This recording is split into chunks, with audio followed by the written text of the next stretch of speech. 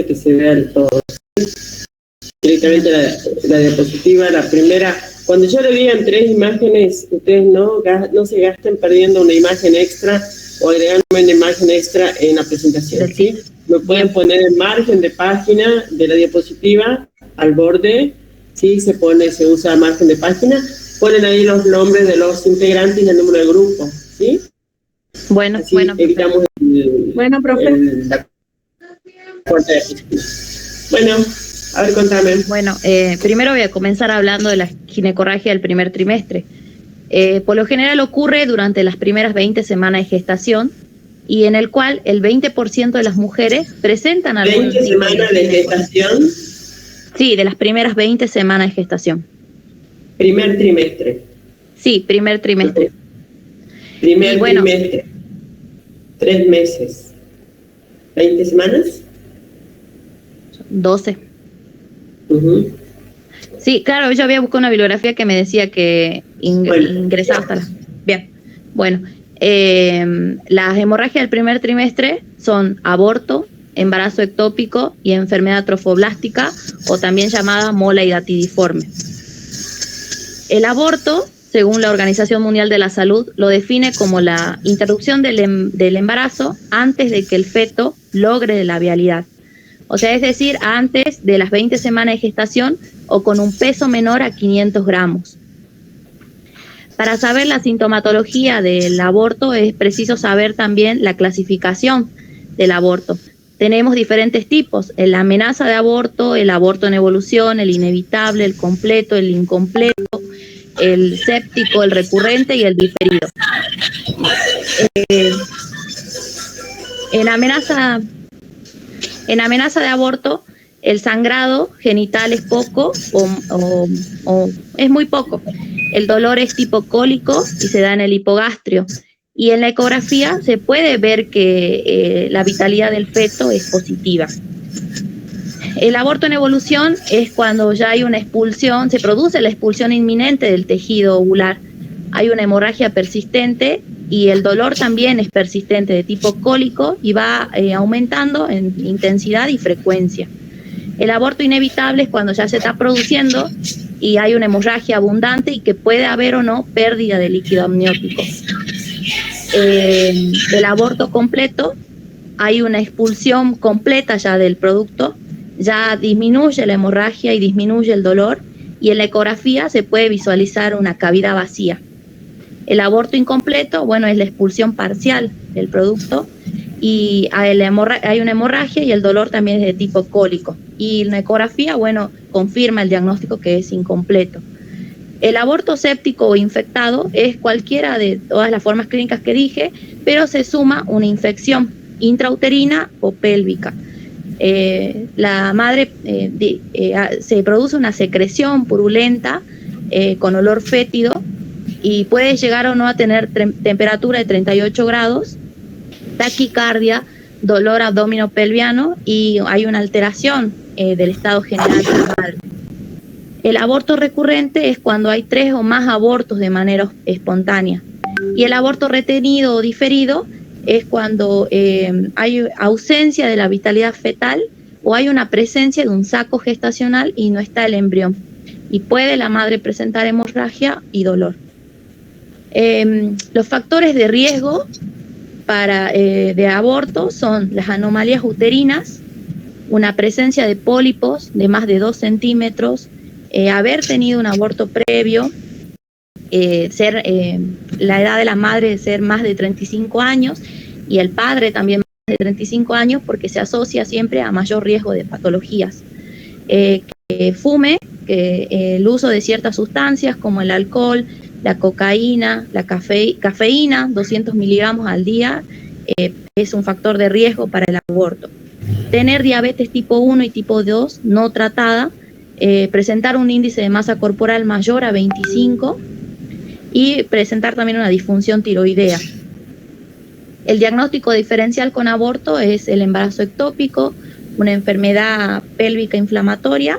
La enfermedad pélvica inflamatoria, bueno, es una infección que se produce por una bacteria de transmisión sexual y que se extiende desde la vagina y puede llegar al útero, a las trompas, incluso a los ovarios. Y bueno, presentar también alguna anomalía cervical, como por ejemplo los pólipos. El tratamiento del aborto se realiza el manejo del dolor, la profilaxis antibiótica, la vacunación y la evacuación endouterina. El manejo del dolor, toda madre que esté con un aborto necesita un medicamento, ya sea desde analgésicos como un ibuprofeno o hasta tranquilizantes como el diazepam, previo al procedimiento que se puede realizar del legrado médico.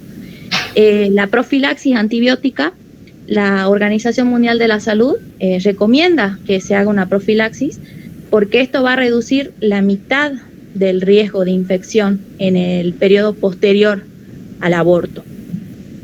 Y bueno, la vacunación, que el aborto dudoso o en condiciones dudosas puede la madre estar expuesta al tétanos. Por eso es importante que se vacunen con la doble adulto, la vacuna antitetánica. La evacuación endouterina se da de dos formas, ya sea medicamentosa o instrumental.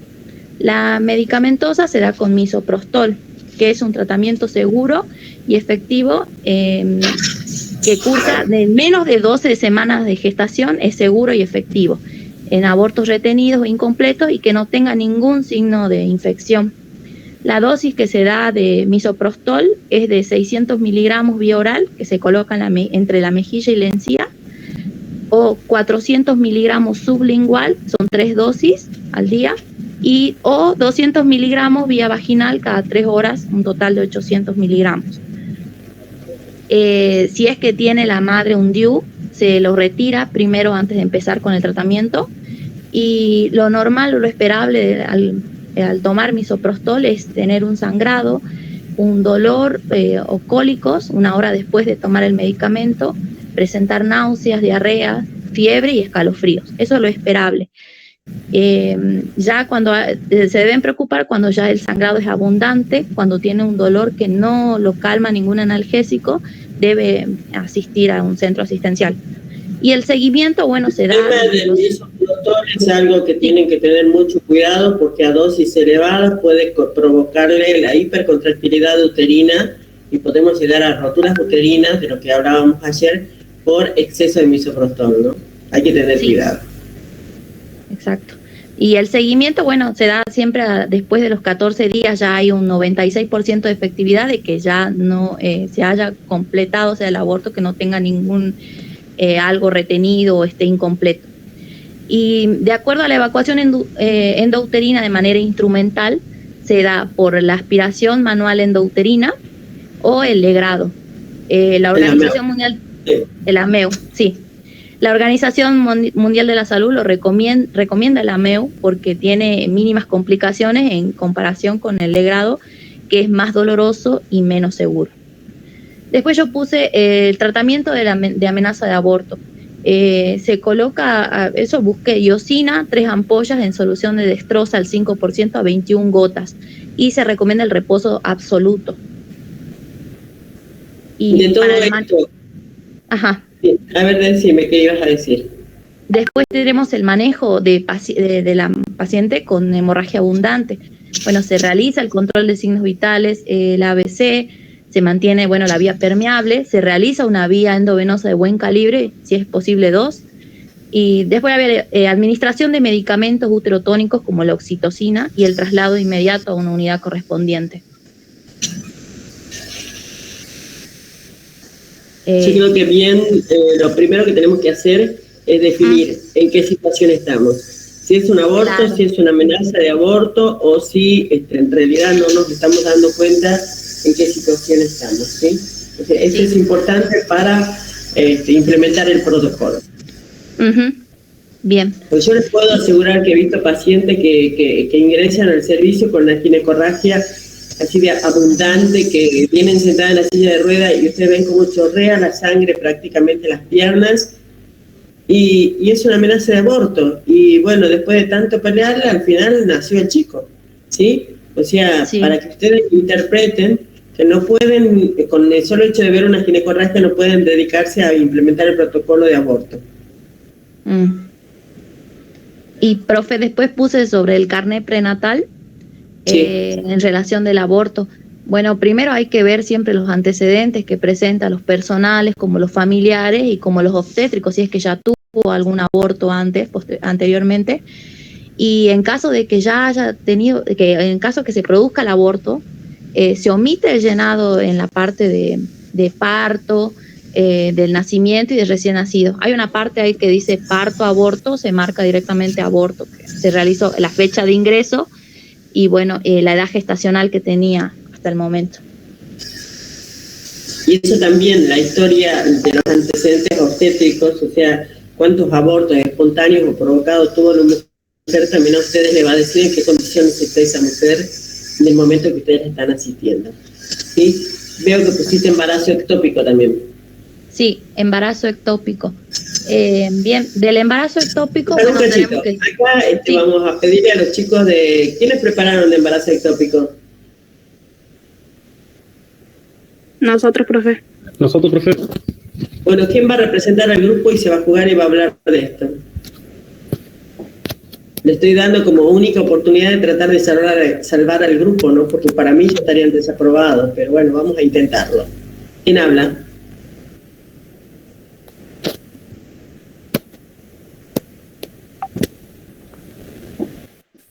¿Profe? Sí. ¿Se me escucha? Porque sí, yo lo escucho entrecortado. Se me hace que es mi internet. Sí, se escucha clarito. Habla con confianza que se te escucha clarito sin entrecortar. Ok.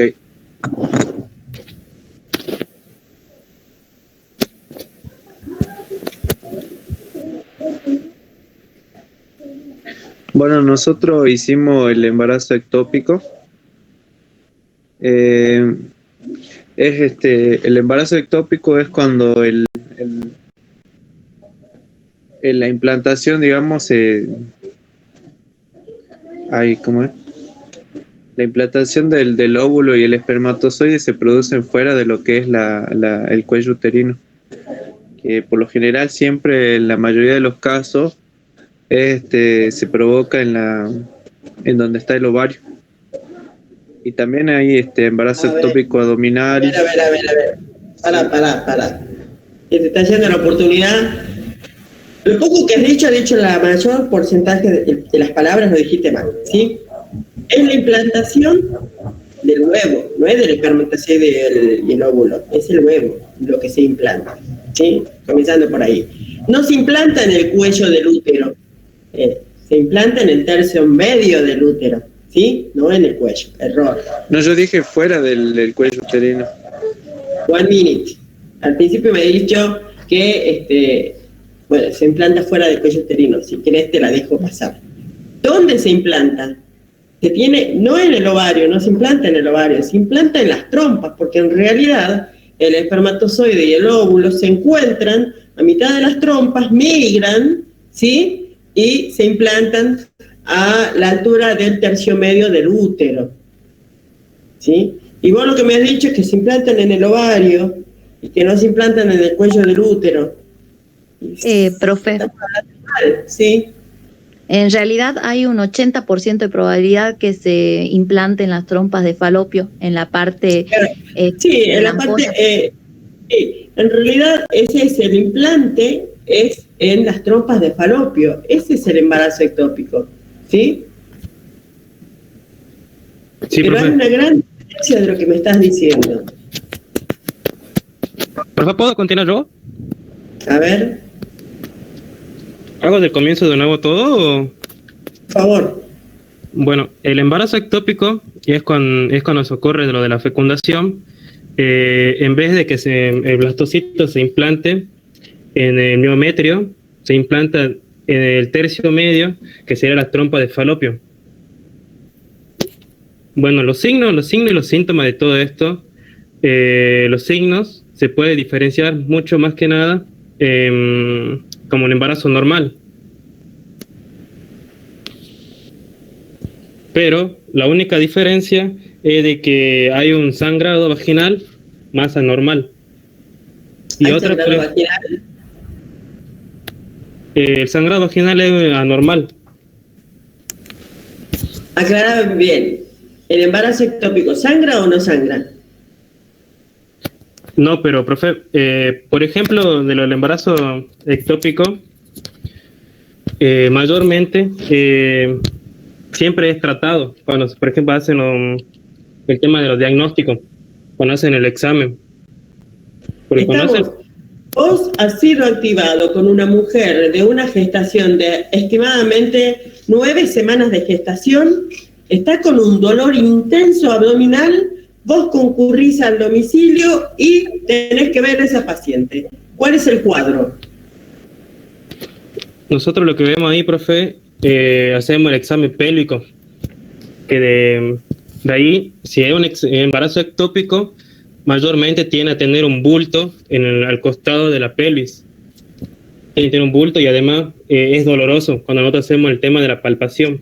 Haces el tema de la palpación y vos vas a encontrar un abdomen, o sea, no va a estar en tabla, pero va a ser un abdomen muy sensible, va a doler. O sea, por eso es que muchas veces vos pensás en un abdomen agudo, pero con el tema de que tiene ese atraso menstrual, vos podés sospechar que es un abdomen agudo, punto de partida de un embarazo ectópico. Podés sospechar.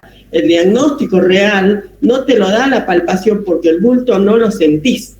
¿Sí? La realidad es que el bulto vos no lo sentís, el embarazo. Claro. ¿Sí? Vos lo ves al diagnóstico, lo confirmás cuando pusiste el ecógrafo, el transductor, y ves la imagen que la implantación fue en las trompas de falopio. ¿Sí? Sí. Sí, ese con el tema de la ecografía, con la ecografía abdominal y la otra ecografía que es transvaginal. Claro, vos fuiste a la casa, te encontraste a la mujer dolorida y podés sospechar, ¿sí? Y por eso es que te digo que es importante que ustedes sepan, ¿sangra la mujer o no sangra la mujer? El tema si sangra o no sangra, lo que tenemos que hacer ahí, en ese momento, es llevarla rápido.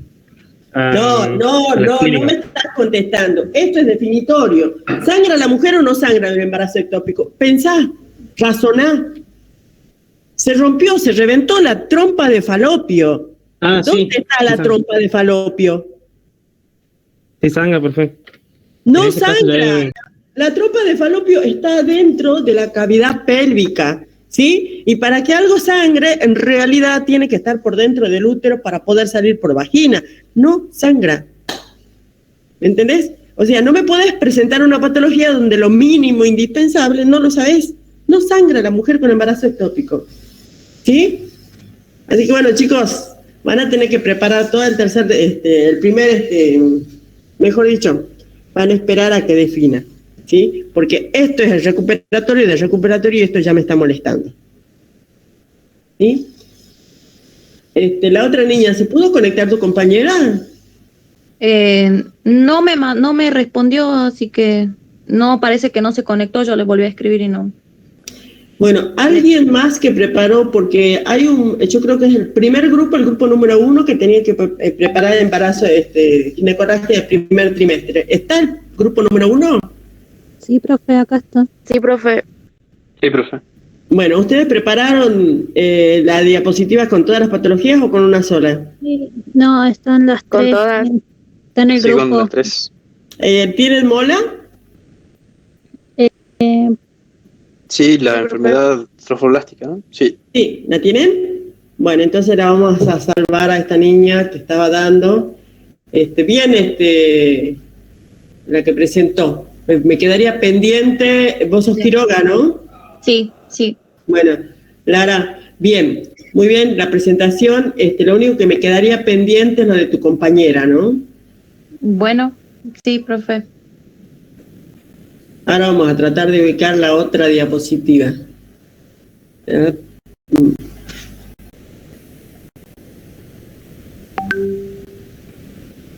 ¿Cuál es la que mandaron ustedes, chicos? Dice presentación número 1, grupo 1. Está en el grupo. Presentación número 1, me parece. ¿Bedia? Sí. Ajá.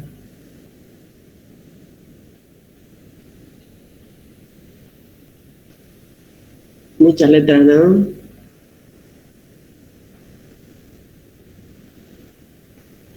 Ahora la compartimos.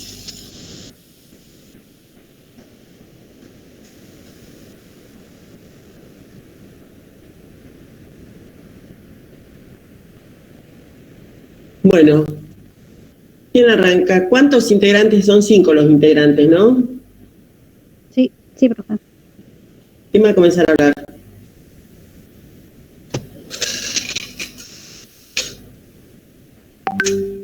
Bueno, profe, acá nosotros hicimos las 3 enfermedades, que es lo que más o menos nos guiamos en lo que producen la ginecorragia en el primer trimestre. Lo separamos así por aborto, embarazo y enfermedad tromboblástica. Con el aborto, mi compañera anterior ya dio la que es la definición no. según la OMS. Escúchame, de este primer trimestre, ¿por qué no me decís desde cuándo hasta cuándo vas a abarcar? Las primeras 20 semanas, profe. Estamos mal, ¿no? Sigamos con embarazo ectópico. Bueno, en el embarazo ectópico ocurre cuando la implantación se produce fuera de la cavidad uterina.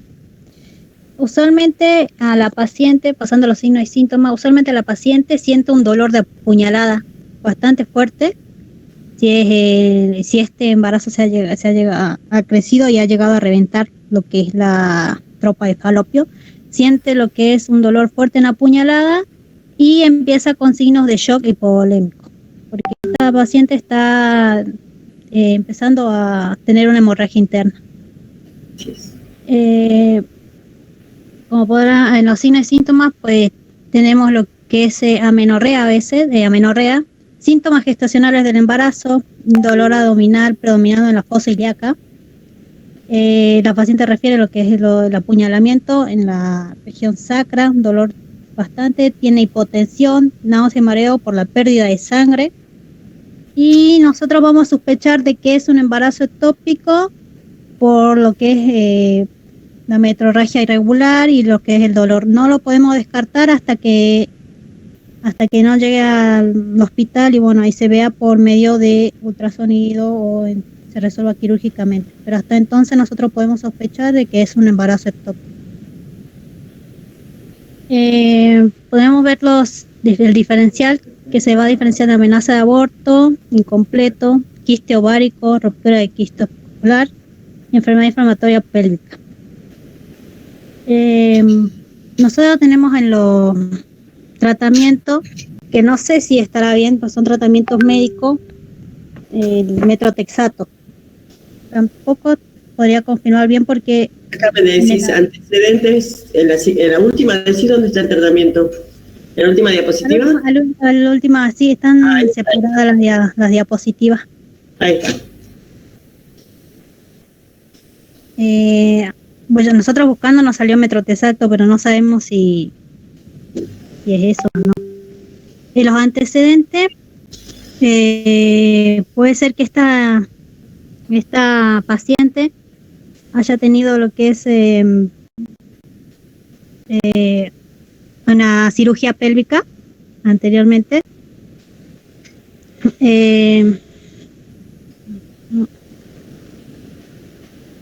También que sea mayor de 35 años, que es un factor de riesgo, que tenga en el carnet prenatal aparezca que sea fumadora, o sea, tenga antecedente de tabaquismo, que haya tenido endometriosis y que ¿cómo le puedo decir? Haya tenido una reproducción asistida. Nosotros en los tratamientos esta paciente va a llegar con signos, como dije, de hipotensión, porque puede ser que nos activen por el dolor de que siente la paciente. En ese caso vamos a hacer una valoración del ABCD y los control de signos vitales. Si encontramos que la paciente está en un cuadro de shock hipovolémico, vamos a empezar a notar que está taquicárdica, que está taquinéica también, que va a tener el deterioro del sensorio alterado, y vamos a proceder a tratar de llegarla estable hasta el hospital, porque esto solamente va a tener resolución quirúrgica. Hasta entonces nosotros solo podemos mantenerlas estables. Vamos a tratar de colocarle un calibre de vamos a intentar poner una vía periférica de alto calibre, una boca de 14 a 18. Vamos a empezar con la sueroterapia por elección el lactato Ringel. Vamos a estar realizando cada rato el control de constantes signos vitales y vamos a realizar el traslado al paciente y el previo aviso al hospital para que haga una evaluación más detallada. ¿Por qué me pones perfum microgotero? Eso, profe, es que como le dije, tenemos esa medicación que yo no encontré más, no sabría si la pasarla a microgoteo o no. Bueno, el tema de esa medicación déjala de lado, porque en realidad no vamos a hacer ese tratamiento, no le va a salvar la vida a la persona. Lo que sí le va a salvar la vida es eso que me dijiste vos. La paciente está chocada por el dolor y chocada por el sangrado interno que tiene, que vos no estás viendo la cantidad de sangrado interno, estás valorando según los parámetros vitales que vos controlás y según el estado de la mujer. Por lo cual, sí, está bien, vas a poner los Avocat para tener una buena vida. El lactato de Ringel me pareció muy conveniente, pero el microgotero me desubicó. ¿Sí? Sí, profe, lo hacía por la medicación, pero por eso también lo tenía. Administrar la medicación en virtud o sea, el lactato, en virtud a los parámetros que te presente la mujer. Porque esa mujer se te clava, se te entra el shock hipovolémico y vos no la reanimás más, se te murió. ¿Sí? Por eso es que ustedes tienen que ser proactivos y evitar que entre el shock hipovolémico, en paro cardíaco por shock hipovolémico. ¿Estamos? Sí, sí. Bueno, y que eso en realidad, o sea, todo lo que vos me has hablado antes me sirve para ese momento crucial que es prepararte para el traslado, o sea, para asegurar el traslado y la llegada final. ¿Quién me va a hablar de la enfermedad trofoblástica?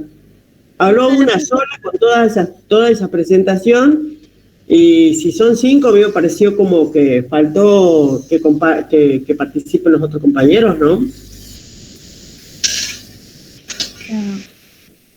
Profe, yo igual le quería hacer una consulta sobre lo que nosotros pusimos en medicación de el aborto, en amenaza de aborto. Nosotros habíamos averiguado que la isupresina o Dibuldivan, creo que le dicen, se administraba también en amenaza de aborto, ¿puede ser?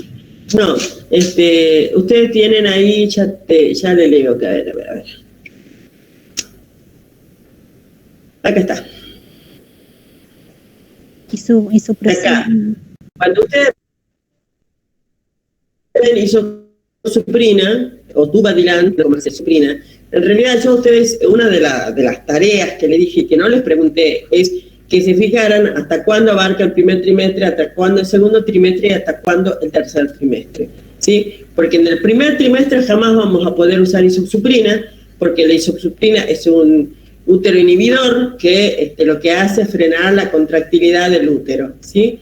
Entonces, no se usa para amenaza de aborto la isosuprina. Lo que sí se usa, lo que dijo la compañera anterior, es la iosina simple, ¿no? La buscapina simple, no la buscapina compuesta, ¿sí? Cuando estamos hablando de amenaza de aborto, ¿sí? De todas maneras, ustedes no pueden definir si esa ginecorragia es amenaza de aborto o es un aborto incompleto. La única forma que ustedes definan que eso es un aborto incompleto, si ven parte del producto afuera junto con la sangre, parte del producto o sea, parte del bebé, parte de las membranas, que definan bien eso para poder decir, no, esto ya es un aborto, hay que colocar un goteo, y en este caso no va a ser de la iosina, porque ustedes ya lo están calificando como aborto incompleto, ¿sí?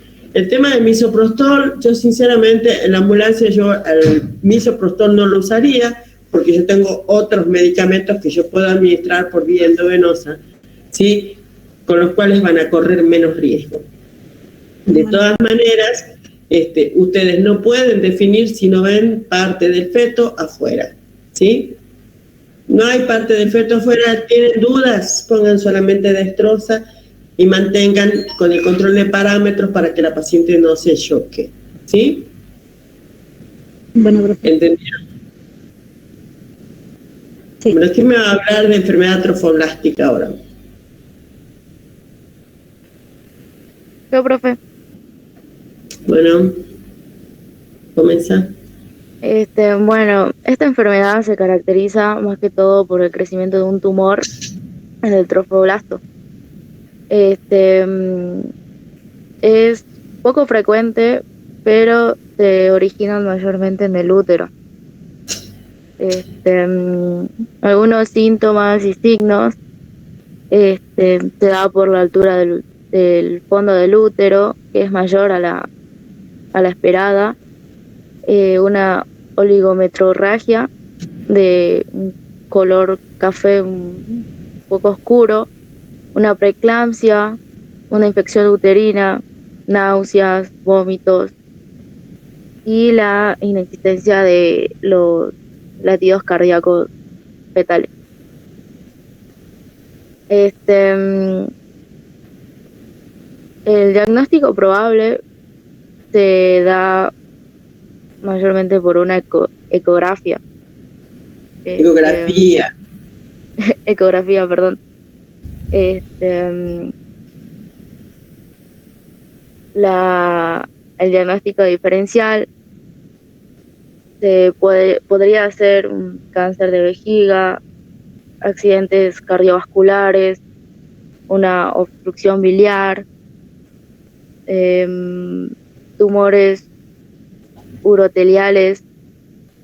¿Cómo? Uroteliales. Tumores cerebrales, una obstrucción biliar y una cistitis hemorrágica no infecciosa.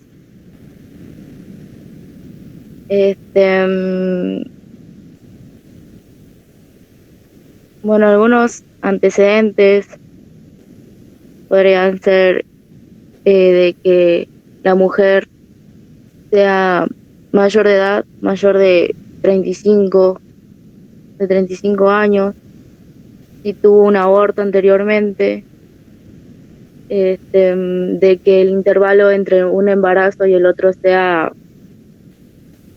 muy poco, de muy pocos meses, y de que se haya tratado con quimioterapias que hayan fallado anteriormente. Algunos cuidados podrían ser en emergencias. Primero que todo, la valoración del ABC, se administra oxígeno, en caso de que presente hemorragia se la trata. ¿Hay hemorragia? Muy poca. ¿Qué característica tiene? De un color café oscuro. Y bueno, colocamos 1 o 2 vías de un buen calibre para la administración de suero o medicamentos en el caso de que se complique. Tomar la presión, los latidos del bebé, los signos vitales de la madre y trasladar a la paciente lo más antes posible a un hospital de alta complejidad. A ver, espero por Dios que no logro entenderte. ¿Vos qué me decís? Lo último que dijiste, ¿controlar los signos vitales de quién? De la madre. ¿Y de quién más? Y del feto. ¿Por qué? Para saber si en la enfermedad trofoblastica no hay feto. Es un crecimiento anormal del tejido trofoblástico, pero sin presencia de feto. Ay, me equivoqué con el parasectópico, profe, perdón. No, estamos mal, ¿no?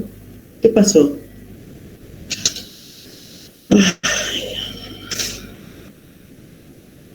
¿Lo dejamos ahí nomás? ¿Vamos a seguir con otra patología?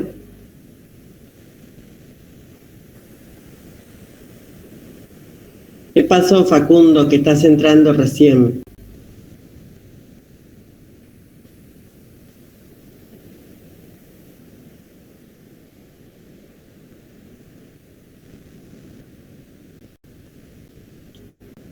¿Alguien tiene algo para comentar al respecto?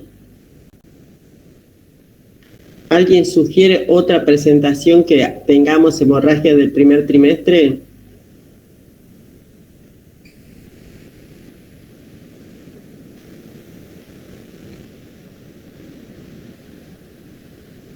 No me hagan lo mismo que el miércoles, por favor, ¿eh? Profe, ¿sobre qué tema del embarazo del primer trimestre? Estamos Embarazo hablando ectópico, de mola y datiforme. Quiero que se plantee bien la diferencia entre mola y datiforme y embarazo ectópico. Vos sos la que viste el primer grupo, ¿no, Florencia? Sí, sí.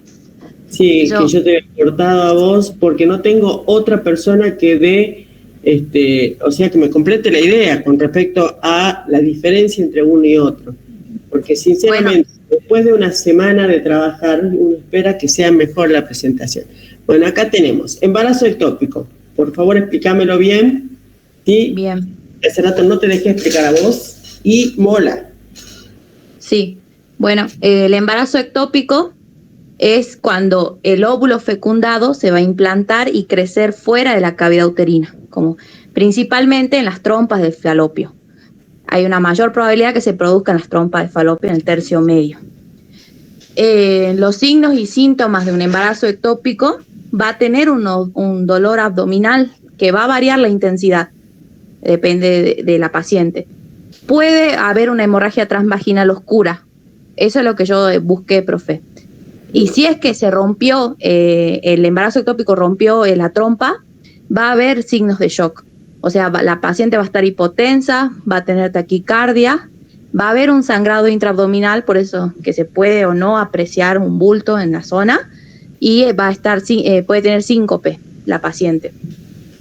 Los factores de riesgo que llevan a un embarazo ectópico, bueno, es haber tenido un embarazo ectópico previo, haber tenido una cirugía previa, tubárica previa, algún antecedente de una enfermedad pelviana, que la mujer esté usando un DIU, que sea fumadora, que esté en tratamiento de reproducción asistida. Se sabe que la reproducción asistida da más probabilidad de tener un embarazo ectópico, haber tenido múltiples parejas sexuales y haber tenido una infección genital previa.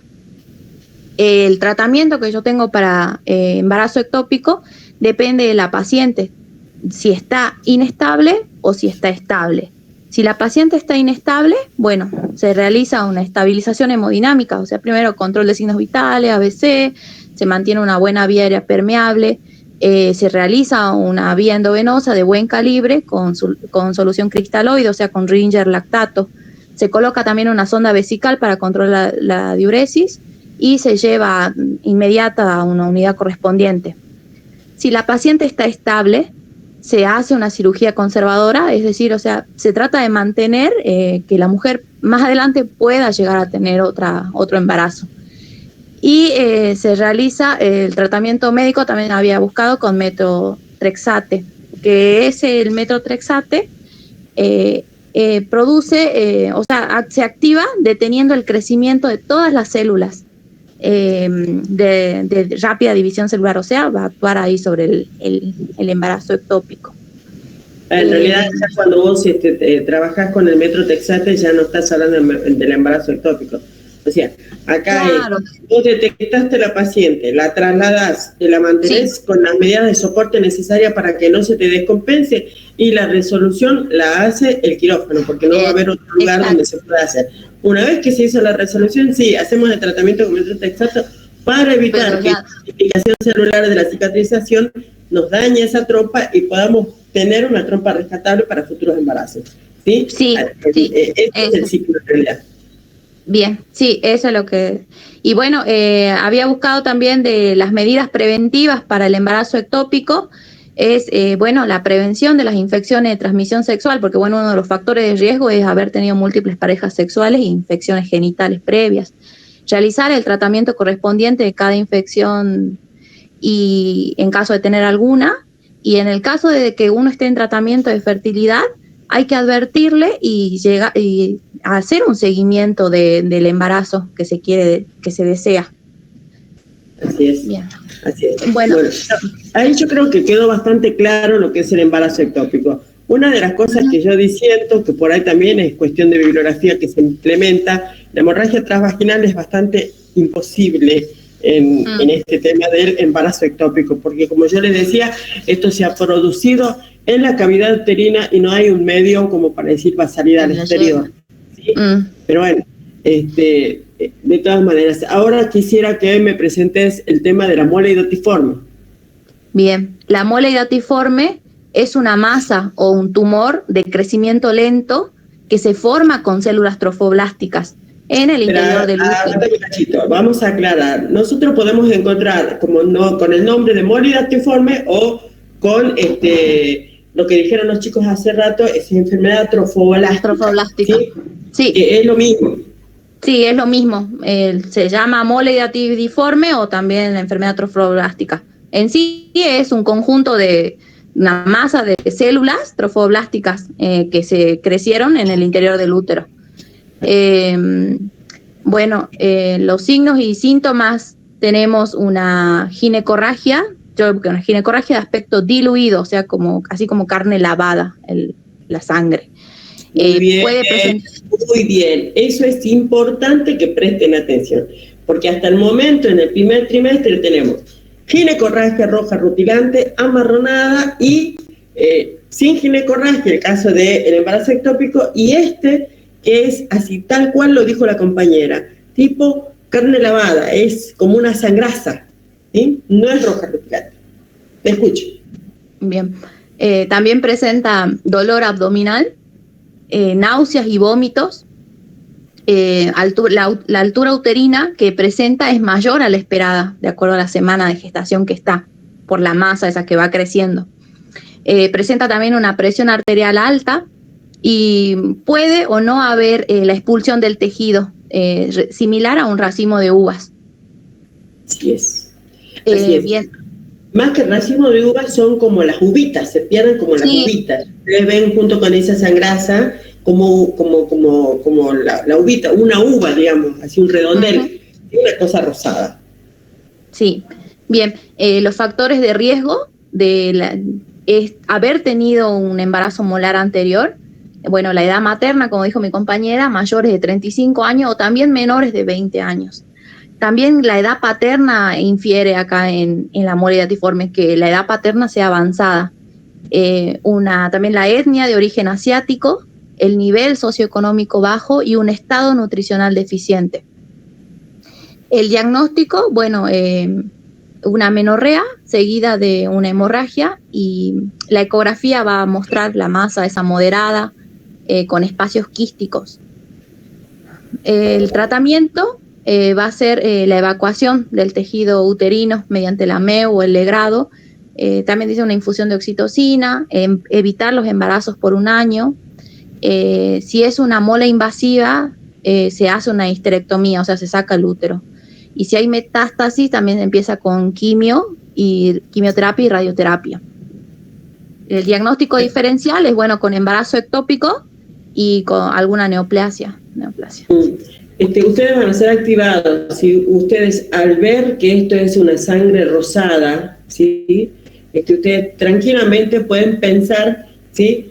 Porque muchas veces este crecimiento es tan avanzado que puede superar la altura del ombligo. Entonces ustedes van a pensar que es un embarazo, ¿sí? Por la pérdida van a pensar que es líquido amniótico. Ojo, huelan los apósitos, porque si no tiene olor a lavandina no es líquido amniótico, entonces ahí pueden ya estar pensando en la mola, ¿sí? Está muy asociado al tema de la hipertensión. La mola te da hipertensión antes de la semana 20, ¿sí? Eso tienen que tener cuidado. El otro tema es, si bien puede haber desprendimientos de ese tipo uvas, no se la expulsa inmediatamente. Ustedes lo que tienen que hacer es un tratamiento conservador vía, ¿sí? Acceso vascular más que nada, un plancito como para mantener hidratada a la paciente y traslado hacia un centro de mayor complejidad que seguramente va a necesitar quirófano, ¿sí? Entonces, eso es lo que ustedes van a tener que hacer mientras trasladan a este paciente. Muchas veces decir, le pongo el goteo de cintocinol, no le pongo el goteo de cintocinol, mejor lo dejamos ahí, pongamos un plancito y vamos nomás. ¿Por qué? Porque si no, ¿qué va a hacer? Va a aumentar la contractilidad uterina, va a ayudar a la dilatación del cuello del útero y va a hacer que se expulse. ¿Y cuál es el problema? La molidectiforme, como dijo la compañera, es un tumor, es un crecimiento anormal del tejido trofoblástico y muchas veces es invasivo, va más allá de la cavidad uterina, va más allá del miometro, que puede agarrar e invadir incluso espacios de asas intestinales. Entonces hay que tener cuidado. Por eso es que se evita el embarazo durante un año, para tratar de que se recupere bien ese tejido y que no se ocasionen males mayores. Con el doctor Caiguaras van a ver ustedes después qué pasa después de la molidectiforme, porque es importante tenerlo en cuenta, porque vamos a comenzar a tener las patologías relacionadas a la placenta y a los diferentes atletismos placentarios. Entonces siempre ustedes tengan en cuenta la mola por los males que puede llegar a ocasionar después, ¿sí? Entonces yo con esta presentación espero que les quede claro a todos los compañeros qué pasa en el primer trimestre, que no todo sangrado es sangrado, ni todo lo que sale por el útero es líquido amniótico. Así que ténganlo en cuenta y muchas gracias por la presentación, la verdad que excelente. Bueno, gracias. ¿Alguien tiene algo para preguntar?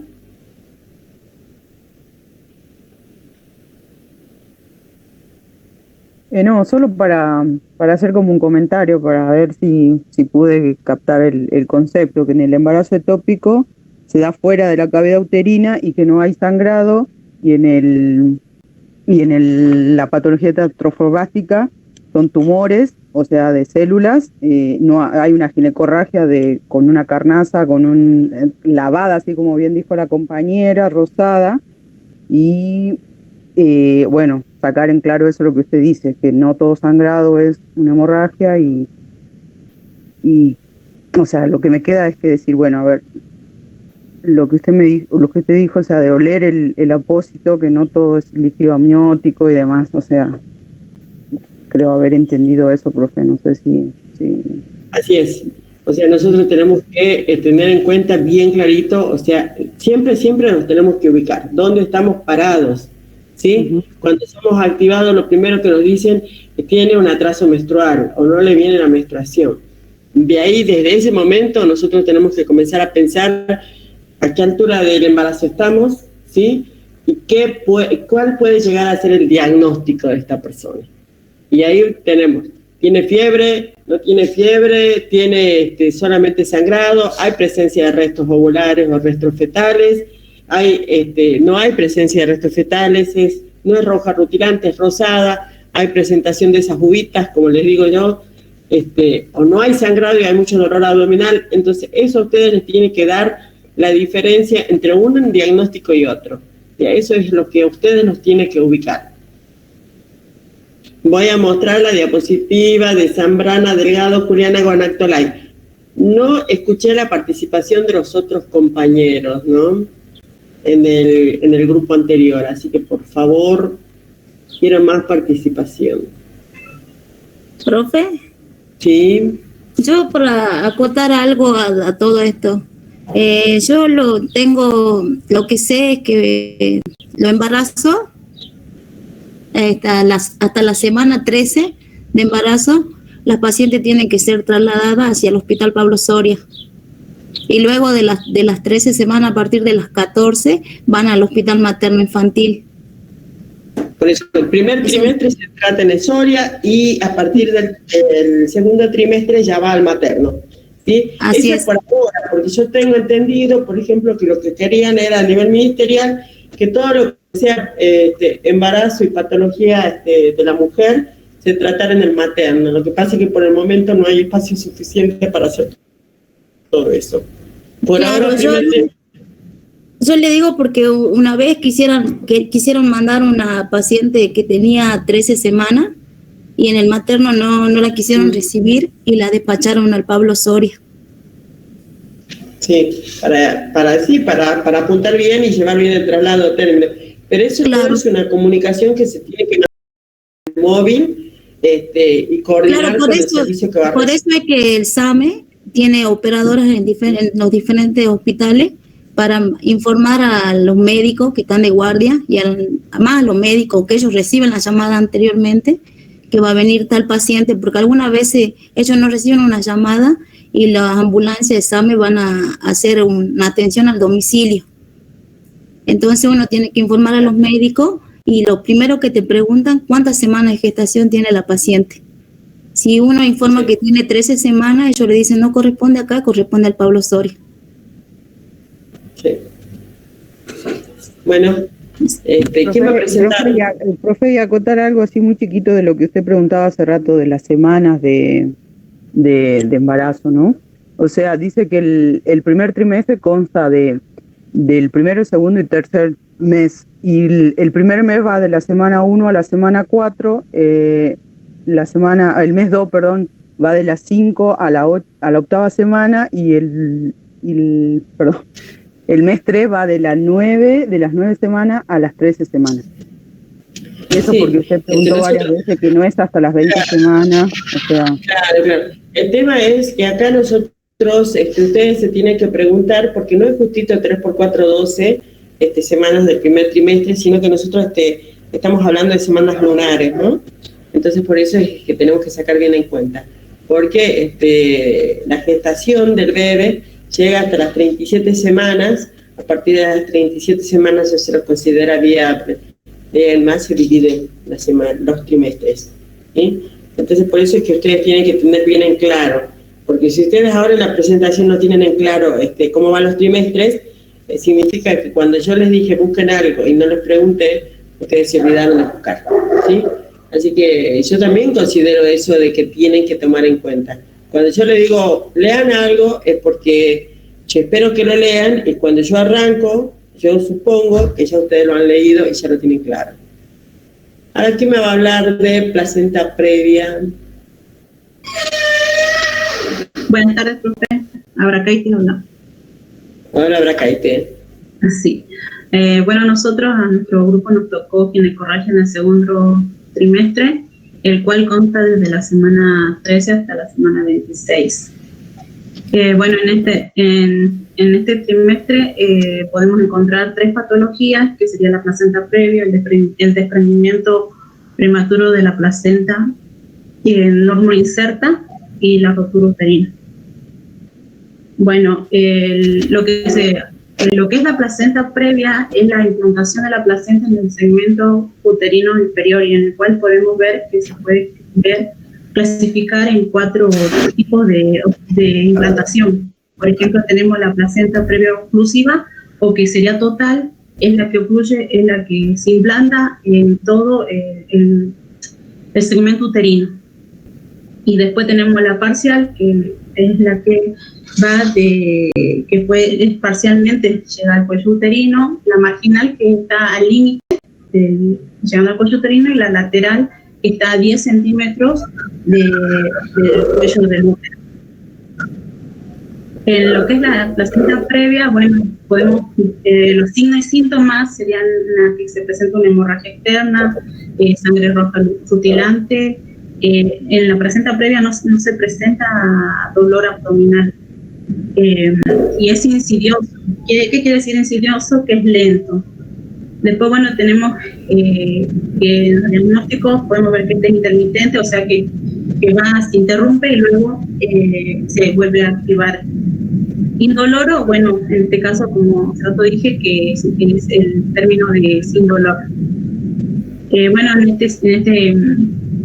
lo que es la placenta previa, bueno, podemos saber, digamos, a través de una ecografía, un ecodoppler, la especuloscopía, es como un instrumento que se usa para abrir, digamos, diagnosticar en una parte digamos, del cuello uterino, para abrir y ver si es una placenta previa. Y después, bueno, a través de la palpación abdominal. Y después, bueno, en lo que es los diagnósticos... Especuloscopía es cuando nosotros ponemos un espéculo en los genitales externos de la mujer. A través del espéculo podemos ver el cuello del útero y podemos ver si está dilatado, si tenemos parte de la placenta a la vista. Existen algunos dispositivos por los cuales se puede introducir un poquito de cuello de útero como para ver, ¿sí? Pero tratamos de no tocar demasiado porque, como vos decís, es cualquier cosa los hace sangrar. Incluso después de una relación sexual pueden sangrar. En estos casos se recomienda a la mujer, o sea, con el tema de placenta previa, que no tenga relaciones sexuales porque puede comenzar a sangrar. Sí, profe. O sea, es como, dice que no hay que darle un tacto vaginal de ninguna manera. Sí, en este caso, o sea, donde nosotros no vamos a hacer tacto vaginal es cuando tenemos antecedentes de placenta previa, por lo cual es muy importante que ustedes vean el cartón prenatal, ¿sí? Y sí van a poner un apósito como para controlar el tema de sangrado. Sí, a ver, ¿qué más para contarles? Bueno, profe, bueno, en este también vemos los factores de riesgo que, bueno, pueden darse en las personas multíparas, en mujeres de mayores de 35 años, con anemia. En este caso se da con una cicatriz uterina, que en el desprendimiento prematuro de placenta no hay cicatriz uterina. Y después, bueno, también a través de la droga, digamos, de fumar, el uso de la cocaína, y bueno, también antecedentes de haber tenido una placenta previa antes. Y también influye mucho las cesáreas previas. Y bueno, también los embarazos multifetales, ¿no? Y bueno. Después, bueno, según los protocolos, los criterios científicos. Vamos a ver, me interesa más que nada el tema de cuidados. Tratamiento prehospitalario, medidas preventivas, saber más que nada lo que vamos a hacer en la ambulancia con esta paciente. Sí, profe. Vale. Bueno, ¿todo esto va a no hay ningún compañero más que da este tema? Porque son 5, profe, ¿no? Sí. Bueno, ahora sigue mi compañera. Somos, profe, le quería explicar eso, somos 4 porque nuestro compañero Guanatolay Daniel no puede estar por temas de trabajo. Sí, me mandó un mensaje. Sí, él dijo que se iba a comunicar con usted. Sí. Así que bueno, una compañera está ahí. Bueno. Chicas. Profe, el tratamiento sería monitorear continuamente los signos vitales, tener controlado el ABC, también a tener todo acceso venoso de un buen calibre, como el 16-18, para administrar, nosotros buscamos, decía, cristaloide o solución salina. Sí. Y monitorear la cantidad de sangrado, o sea, cuánto sangra, y también la frecuencia cardíaca fetal. Y si se produce un sangrado abundante o severo, se puede hacer un tratamiento de choque hipovolémico. Si es necesario, sería la instauración, reanimación agresiva con cristaloide para garantizar una buena perfusión. También se podría... ahí me está diciendo que vas a pasar 6 unidades de glóbulos rojos. ¿Y yo los tengo en la ambulancia? No. ¿Se acuerdan que yo les dije el tratamiento? ¿Qué van a hacer ustedes en la ambulancia del paciente? ¿Se podía poner solución salina o cristaloide? Claro, estamos hablando del lactato de Ringer como mínimo. Aimacel, ponerle que tenías Aimacel, pero sí. Otra cosa. Pero, profe, o sea, los glóbulos rojos y la plasma, eso serían hospitalarios ya, en un hospital complejo. Pero vos no lo tenés, yo te dije tratamiento en ambulancia. Sí, bueno, sería que pongamos cristalino de solución salina y también podemos dar una buena ventilación con máscara de reservorio. También podemos poner una sonda vesical. Sí, ¿para qué colocarías una sonda vesical? Para controlar el equilibrio y para controlar lo que entra y sale y si hay un equilibrio. La diuresis. Claro, controlamos la diuresis por el tema de que nos puede decir que se está complicando la paciente si entra a disminuir el ritmo diurético. Pero acá ustedes tienen que tener cuidado en toda mujer que está con ginecorragia, porque el tabú de las mujeres y de los familiares que no interpretan que son orificios diferentes del meato urinario por donde uno pone la sonda y por donde está sangrando. Después, cuando tienen complicaciones con el embarazo, lo primero que dicen, lo que pasa es que en la ambulancia me pusieron la sonda. Y la sonda muchos la relacionan a los abortos provocados. ¿Sí? No hablan de la sonda vesical para evacuar vejiga. Así que ahí tengamos una mirada más conservadora con el tema de la sonda. Si están solos, no la ponen, prefiero que no la pongan en este caso de ginecorragias. Porque después esta mujer pierde el embarazo y lo primero que va a echar la culpa al operador que la trasladó porque le puso la sonda. ¿Qué medidas preventivas tenemos? Es dieta rica en fibra, reposo relativo. Acá lo que yo veo es medidas preventivas. ¿Se acuerdan que yo le decía todo lo que sea emergencia, en la ambulancia? El resto es como que no me escucharon antes de ayer. Elementos que preparo. Ahí se escucha. ¿Qué elementos preparo? Sería todos los elementos que necesitamos para la canalización.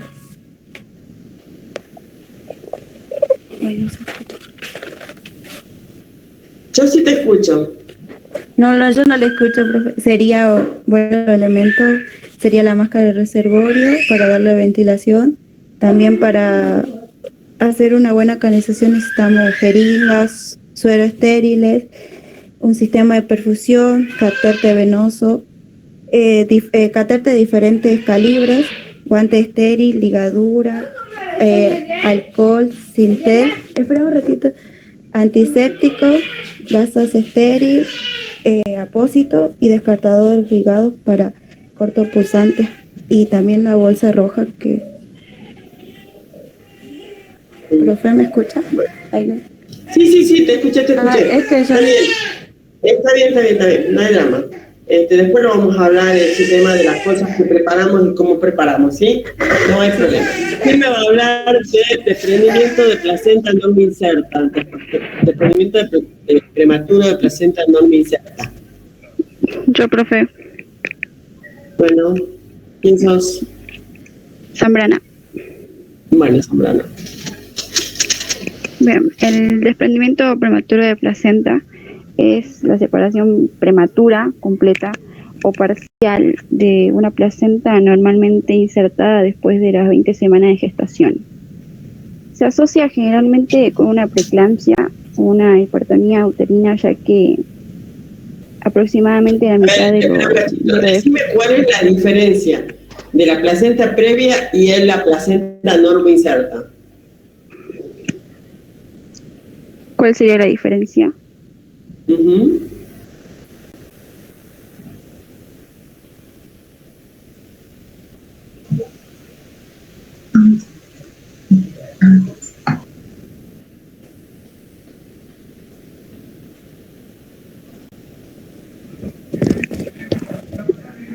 La placenta previa sería la implantación, profe, de la placenta, y el desprendimiento es la separación. Bueno, acá lo que ustedes tienen que tener en claro es que cuando nosotros hablamos de placenta previa está todo bien mientras la placenta esté insertada, ¿sí? Pero cuando se desprende la placenta, me provoca el sangrado. Una cosa es cuando hablamos de placenta previa, que es habitual que se nos desprenda, que es habitual que nos sangre de forma intermitente, y otra muy diferente, que se nos desprenda la placenta normo inserta. La placenta normo inserta, así como la palabra dice, es la que se insertó en el lugar normal y habitual que se tiene que insertar la placenta. La placenta previa es la que se insertó en un lugar que no es habitual que se presente, que está mal que se implante en esa zona porque es de mayor riesgo, ¿sí? O sea, las dos placentas estaban insertadas, una mal y la otra bien, ¿sí? Pero la que estaba bien se me comenzó a desprender. Ese es el desprendimiento, y se me comenzó a desprender antes de llegar a la 37 semana. Ese es el desprendimiento previo, porque es antes de la 37 semana, de la placenta no inserta que estaba bien insertada, digamos, se desprendió antes, ¿sí? ¿Se entiende la diferencia? Sí. Bueno. Bueno, sigamos. Bueno, como le decía, profe, se asocia generalmente con una preeclampsia o una hipertonía uterina, ya que aproximadamente la mitad de los desprendimientos de este tipo ocurren en embarazos con hipertensión proteinúrica gestacional. Puede producirse también por traumatismo o por la evacuación brusca de un polidramnio. Su manejo es hospitalario en centros de alta complejidad y se debe remitir o suministrar siempre a la paciente con líquido endovenoso y en una ambulancia de alta complejidad. Es preciso siempre tomar muestras para pruebas cruzadas y un hemograma para posibles transfusiones según la necesidad.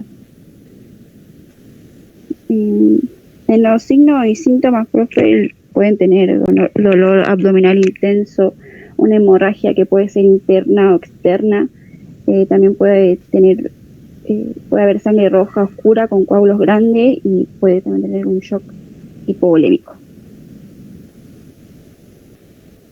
Miren acá la diferencia, ¿sí? Entre la placenta previa, que presenta sangre roja rutilante, y el desprendimiento prematuro de la placenta no inserta, que presenta sangre roja oscura y con coágulos.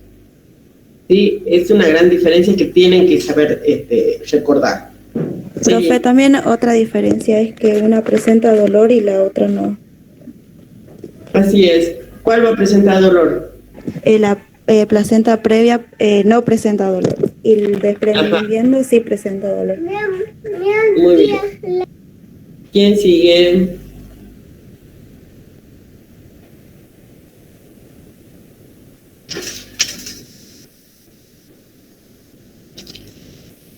Buenas, profe. Sí, el tratamiento de la placenta no inserta, dame. O sea, ¿qué tratamiento vamos a tener en el móvil?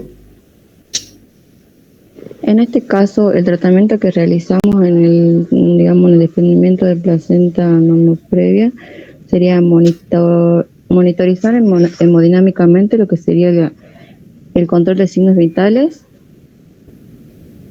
administrar oxígeno suplementario continuo a alto flujo con máscara de reservorio. En este caso debemos realizar una vía, permeabilizar una vía, en este caso 2, puede de 16 a 18, tienen que ser siempre de buen calibre para la administración de cristaloides, solución salina o la Ringer lactato, monitorear la cantidad de sangrado vaginal y en este caso el monitoreo de la frecuencia cardíaca fetal, profe. Sí, en caso de que tengamos un Doppler, porque con el estetoscopio es medio difícil controlar la frecuencia de café fetal, ¿sí? Si tuviéramos un Doppler en la ambulancia es mucho más fácil. Aparte la mamá lo escucha al bebé y se siente más tranquila. ¿Qué más? En este caso, a ver qué más. Así o bueno, esos fueron los cuidados, profe, que encontramos de lo que es el desprendimiento de placenta, monitoreo fetal. En este caso, en el sangrado, ¿cómo? ¿Quién va a hablar de rotura uterina?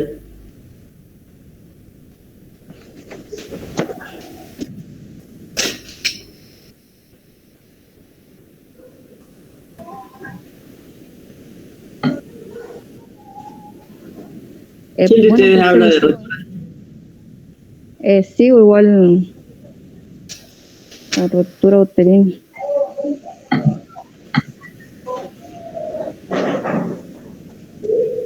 ¡Hola, mi corazón!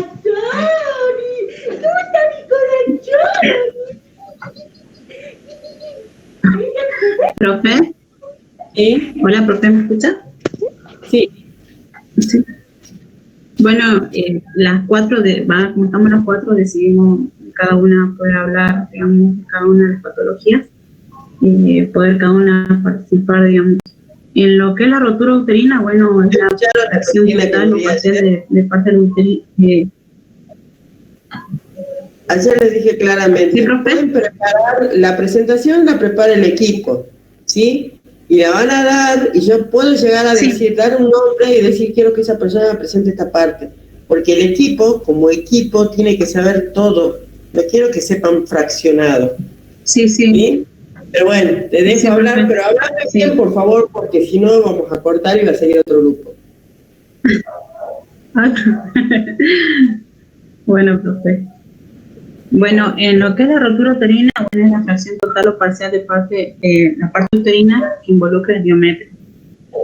En esto se presenta una hemorragia interna, rojo abundante, intenso dolor abdominal y, bueno, podemos ver que también hay una elevación del anillo de Ball por encima de 4 centímetros del sitio de pubis y que puede aproximarse al nivel del ombligo.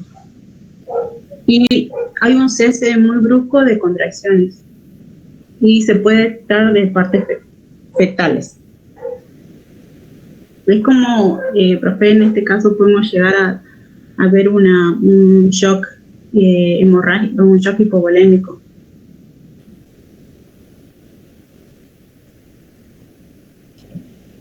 ¿Cómo? Perdón, profe. Bueno. Los diagnósticos, bueno, se puede hacer mediante la parotomía inmediata y este va con cesárea porque hay una ruptura, hay una fracción total parcial de la parte uterina. Bueno, si nos rompió el útero, ¿tenía contracciones o no tenía contracciones? Sí. Error. Pasa el otro grupo. ¿Qué otro grupo le correspondía presentar ginecorragia del segundo trimestre? Porque vean dos grupos que tenían que presentar ginecorragia del segundo trimestre. ¿Cómo? Grupo número 6, profe. El grupo número 6. ¿Me mandaste las diapositivas? Sí. ¿Con qué nombre están? Dice grupo número 6. Es el de los primeros que se enviaron. El primero. A ver, ya.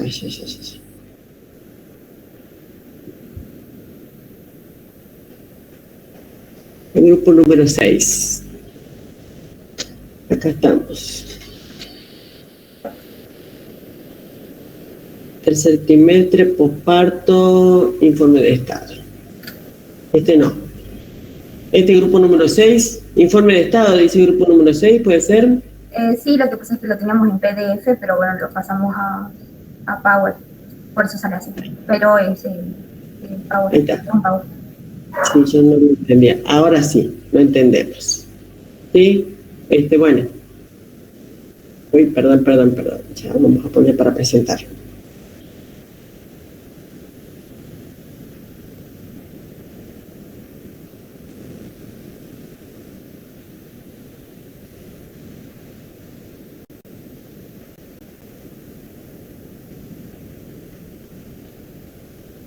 Bueno, ¿quién va a hablar?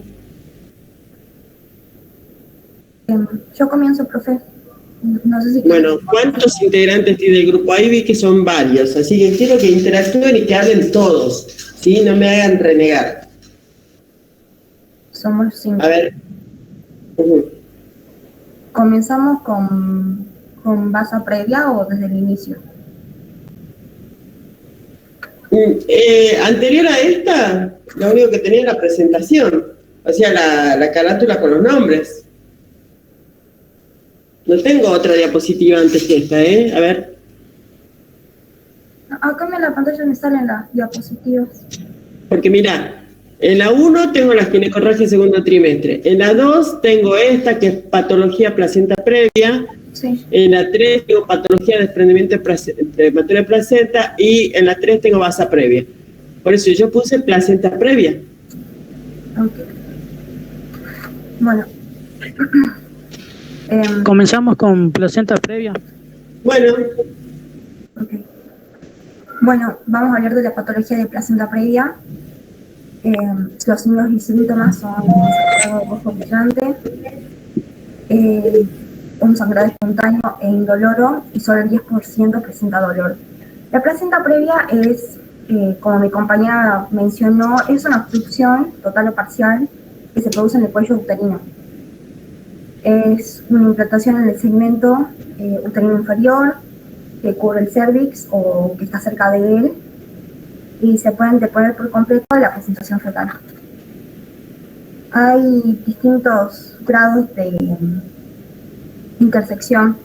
Está la intersección baja, que se produce a un lado del cuello uterino. Luego está la intersección parcial, que es en parte, pero no cubre completamente el cervix. Y está la presentación total, que ya cubre completamente el cervix. Es imposible un parto vaginal en este caso. Realizamos el diagnóstico a través de una ultrasonografía transvaginal, que a su vez también nos va a indicar el grado de la obstrucción. Como factores de riesgo que se presentan en el carnet perinatal tenemos la preeclampsia, incompatibilidad RH, cicatriz en el útero producida por cesáreas previas, que geste más de un feto, una gestación múltiple, que la gestante tenga más de 35 años, que no sea de raza blanca, que fume o consuma cocaína. Con respecto a los tratamientos... ¿Puedo seguir yo? Bueno. Sí. Bueno, profe, ¿me escucha bien? Sí. Buenas tardes. Bueno, como verán en la imagen que pusimos, tenemos un ejemplo de cómo se ubicaría la placenta insertada normal y una sería la placenta previa, o sea que está ubicada en el canal de parto. Los tratamientos los podemos dividir en tres, digamos. Tenemos que tener un cuidado personal, ese ya dependería de la madre, de la gestante, un cuidado paliativo y, por último, puede ser la cirugía. Bueno, en el cuidado personal del cuidado que se tiene que tener en la ambulancia. Vos estás activado por un sangrado que sospechas que es una placenta previa. ¿Qué haces? Bueno, en ese caso ya la emergencia se activaría a través del llamado a emergencia por el tema, sería de un sangrado abundante. Eso entraría en el cuidado paliativo, lo que sería la emergencia, que nos encargaríamos de llevarlo directamente al centro sanitario para la hospitalización. En caso del sangrado intenso, tenemos que realizar en la ambulancia un control de los signos vitales, tanto de la gestante como del feto. Bueno, realizamos los cuidados, el monitoreo, realizamos los controles del ABC, los signos vitales. Podemos administrar con acceso venoso, con cristaloides, solución salina. En el caso de que sea una placenta previa, el que cubre, digamos, una parte del canal de parto, y en el caso que sea una placenta previa total, ya se tendría que programar una cirugía. O sea, está sangrando la paciente y yo la tengo que trasladar. Controlo parámetros vitales, implemento las medidas de soporte para que la paciente no se me choque. Controlo la ginecorragia a través de la colocación de apósitos para ver cuánto sangrado tiene durante el traslado. ¿Sí? Hasta ahí llegamos. Porque pensar en implementar el quirófano todavía no, porque no sé de cuánta edad gestacional tiene ese niño, ¿sí? Y no sé si hay que madurar pulmones, si podemos esperarlo, si el sangrado se detiene. Bien lo dijo la compañera anterior. Estos son sangrados intermitentes, sangra por momento y deja de sangrar. Entonces nosotros tenemos que tener la conducta expectante, ¿sí? Que lo van a definir en el centro de mayor complejidad. Jamás se vuelvas a repetir lo que acabas de decirme que lo llevas a centro sanitario. Centro sanitario en la jerga de salud significa el puestito de salud del barrio, ¿sí? Vos lo tenés que llevar a un hospital de alta complejidad. ¿Estamos? O un hospital que pueda disponer de neonatología y de quirófano como mínimo. ¿Estamos? Entonces, de todos los errores se aprende. Así que bueno, a mí lo que más me interesaba de esto, en realidad, la imagen está buena porque me pareció muy bueno que pongan la diferencia entre placenta previa y placenta normoinserta. Sí, un poco el tema del diagnóstico está bien, el tema del sangrado brillante, espontáneo, indoloro también está bien. No están las otras características que me puso el otro grupo que eran más completas. Y el tema del tratamiento directamente no es lo que yo esperaba. Vamos a ver con la otra diapositiva si apuntamos. ¿Quién presenta el otro? Patología de desprendimiento de placenta normoinserta. Yo, profe. Sí. Bueno, el desprendimiento de placenta, o llamado de otra forma abrupto placentario, es la separación de la placenta y del útero. En general ocurre en la última parte del segundo trimestre, pasando a tercer trimestre.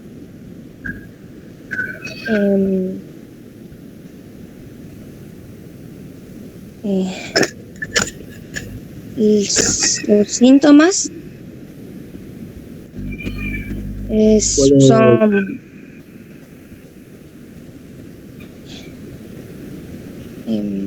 los síntomas pueden ser pérdida de sangre oscura y con coágulos. Se puede acompañar de fuerte dolor en el lugar donde se está produciendo el desprendimiento, y el útero presenta hipertonía uterina, que podría ser el útero se pone duro, se lo denomina también útero leñoso, y tiene una pérdida continua de sangre, y lo que el tratamiento sería el tratamiento para manejo de shock. Espera un cachito. O sea, estamos bien. Quiero que refuercen esto, el tema. El sangrado es rojo oscuro, ¿sí? Con coágulos. El útero está duro, ¿sí? El útero está duro, leñoso, como dice la palabra, pero con el tema del sangrado tenemos que tener, hay dos ahí, ustedes tienen las imágenes dos, y me pareció muy bueno que pongan las dos, porque hay uno que tiene el sangrado activo y lo ven, ¿sí? Profe. Y hay otro que el sangrado está oculto. Profe. Sí. Eso, el tema, el del sangrado, eso depende de qué tipo de desprendimiento sea, porque generalmente en el desprendimiento del primer tercio hay poco el sangrado. Ya cuando tenemos sangrado más abundante del segundo, desde más del segundo tercio y más del 50% del desprendimiento, ahí tenemos ya sangrado más abundante. Claro, pero es bueno también que lo tengan en cuenta, que ustedes pueden tener un desprendimiento prematuro de placenta y no sangra la paciente, porque a esta altura estamos pensando que todo sangra, pero hasta el momento ya vamos viendo que no todo sangra. Profe. Dependiendo del compromiso fecal, hay diferentes grados también, porque incluso hay, se puede producir un sangrado interno entre la placenta y el útero, y la paciente es asintomática ante esto, digamos, y se diagnostica luego de parto. Por ejemplo, está bien. ¿Y por qué el desprendimiento de la placenta me altera la vitalidad del bebé? ¿O yo lo puedo medir a través del bebé? ¿Por qué? Porque no permite la circulación. La circulación, porque la placenta es un órgano de intercambio que regula todo entre la madre y el bebé. Correcto. Moraleja, hay que tomarse 5 segundos para escuchar los latidos cardíacos fetales y poner la mano para sentir el movimiento del bebé. ¿Sí? Así es. Y recalcarle a la mamá, o sea, mira mamá, toca, se está moviendo, ¿sí? Algo importante, hacerla partícipe a la mamá de ese control que están haciendo. ¿Por qué? Porque cuando ese bebé llega a destino y después de las horas se murió, le van a decir a la mamá, el bebé ya vino muerto. Y la mamá va a saltar en su defensa y va a decir, no, porque a mí cuando me trajeron, me hicieron tocar y yo sentí que el bebé se movía, ¿sí? Así que por eso ustedes tengan en cuenta estas pequeñas tácticas para hacer partícipe a la mamá del tema de demostrar cómo el bebé está vivo. A ver, ¿y qué hacemos? Entonces ya descubrimos que esa placenta está sangrando. ¿Qué hacemos? Y lo que se hace en el móvil, en el traslado, es poner una ayuda para evitar el choque hipodérmico. También se pone algunos apósitos para ir controlando la cantidad de hemorragia que tiene. ¿Qué más? También, bueno, se controla los signos vitales de la madre, y si tenemos un ecodoppler, bueno, la frecuencia cardíaca del feto, en el caso ¿Algo más? de tenerlo. Y dijimos que la placenta es la responsable de oxigenar al bebé. Sospechamos que está sangrando, que se está desprendiendo. ¿Qué más tengo que poner? Y ponemos una máscara con reservorio. Así es, para mejorar la oxigenación de la madre, porque sabemos que por ahí esa placenta es la mitad la que está pasando oxígeno porque la otra mitad se está desprendiendo. Entonces yo tengo que garantizar la optimización de la oxigenación de ese bebé. ¿Sí? Ahí yo no vi dentro de los cuidados eso. Y después, bueno, aparte también se la ponen en posición de seguridad. ¿Sí? Estamos. O sea, la posición de seguridad lateral izquierdo para toda mujer embarazada, ustedes acuérdense, va con esa posición, excepto la anterior, por ejemplo, el desprendimiento de placenta, o sea, previa, ¿sí? La placenta previa, marginal, oclusiva, lo que sea, a ese en vez de poner la posición lateral, le vamos a poner Trendelenburg, ¿sí? Por el tema de evitar que la compresión haga que siga sangrando. ¿Estamos? Sí, profe. ¿Saben lo que es la posición de Trendelenburg? Sí, las piernas elevadas. Sí, más que nada, más que las piernas elevadas, es la camilla ligeramente elevada. Porque si nosotros levantamos las piernas, no pasa nada con la cavidad pélvica, sigue para abajo. En cambio, si nosotros levantamos la camilla ligeramente, es una superficie plana que se eleva y hace que la pelvis quede más elevada, ¿me entienden? Profe. Sí. ¿En la ambulancia tenemos para poder elevar a la paciente así? Sí, la camilla articular. Sí, con la camilla se puede. Así como vos subís, por ejemplo, ¿cómo se llama? La cabecera, vos también podés subir la parte de miembros inferiores. Sí, pero siempre piensen en algo más por esas caderas para que no queden abajo. ¿Sí? A ver, vamos a seguir con la otra patología. ¿Quién va a presentar la otra patología? Baza previa.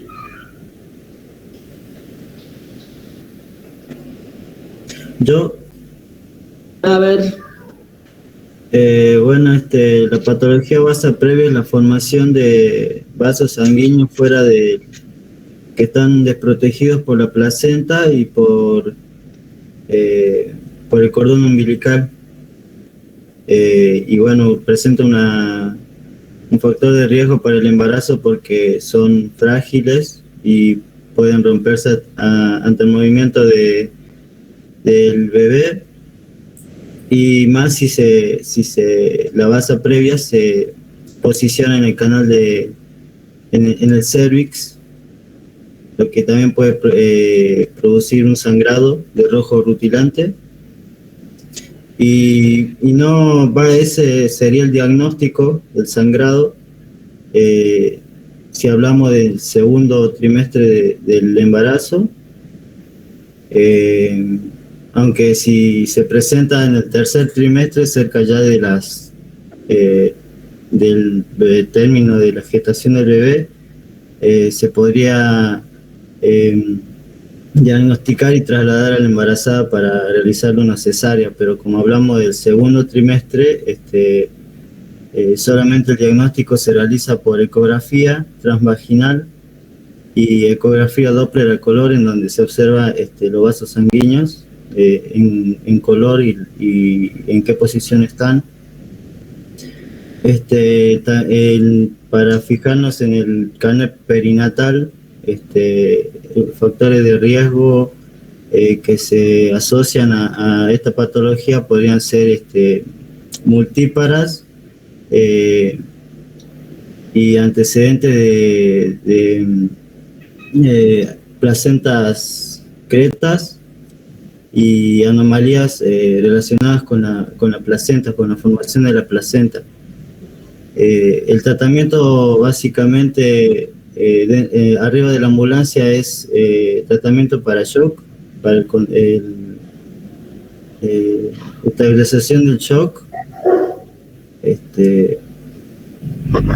y es básicamente el traslado rápido de la embarazada, porque no se puede hacer mucho, digamos que desde la ambulancia, digamos. El tratamiento sería tratamiento para shock. Sí, algo importante que tienen que tener en cuenta, lo que han puesto ustedes ahí en la imagen, es la muerte fetal en el 60% de los casos, ¿no? Hay una cosa que ayer, antes de ayer les decía, pasa previa, en realidad la patología que ustedes están presentando es cuando los vasos quedaban sin protección del cordón umbilical. Y después hay otra patología que se llama prosinencia de cordón, es cuando el cordón, así como es largo, pero está todo protegido y sale por el canal vaginal, ¿sí? Se rompe las membranas y en caso de polindramio y eso, sale el cordón umbilical por el canal vaginal. Lo que pasa con el cordón es que es muy sensible, entonces el mínimo roce o la mínima compresión hace que el bebé entre en bradicardia fetal y se muera, ¿sí? Ese es uno también de las patologías que podemos tener relacionadas al cordón, que hay una prosinencia del cordón. Se rompe la membrana y como estaba así más o menos en esa posición de este bebé, sale el cordón primero. Y al encajarse la cabeza sobre el canal vaginal, comprime el cordón umbilical, cortando la oxigenación del bebé y produciendo la muerte fetal intrauterina, ¿sí? En este caso, basa previa es que los vasos en realidad no están recubiertos por el cordón umbilical, es la gran diferencia. Bueno, más o menos la presentación, me hubiese gustado más acciones que se hacen en el móvil que estén acá escritas en la parte de tratamiento, que era lo que les pedía, ¿sí? ¿Quién hace ginecorragia del tercer trimestre?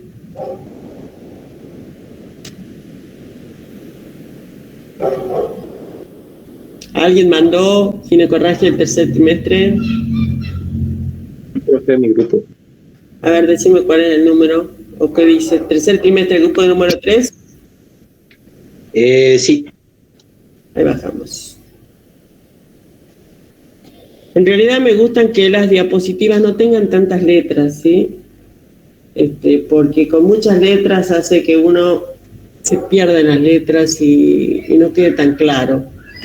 ¿Me vas a presentar la misma presentación del otro día? Con tantas letras chiquitas. Y me van a presentar lo mismo que me acaban de presentar. ¿Algo diferente que tengan para decir? No, nosotros no presentamos en ningún momento, profe. Esta imagen yo ya la vi. No, pero son las mismas patologías del segundo y el tercer trimestre, por eso. Sí, pero esta imagen, este cuadro, yo ya lo vi. A ver, explícame qué es la versión del anillo de Vandal.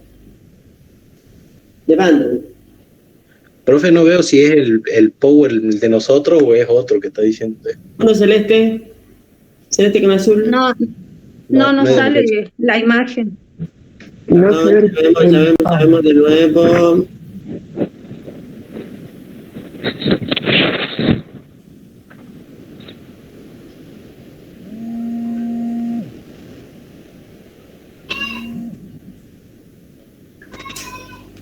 Ahí está. Ahora, sí, ese no es de nuestro grupo. No es de nosotros. Bueno, ¿de qué grupo es esto? Es la misma que me presentó el otro día, ¿no? No me lo han mejorado, pese a que le hice las correcciones.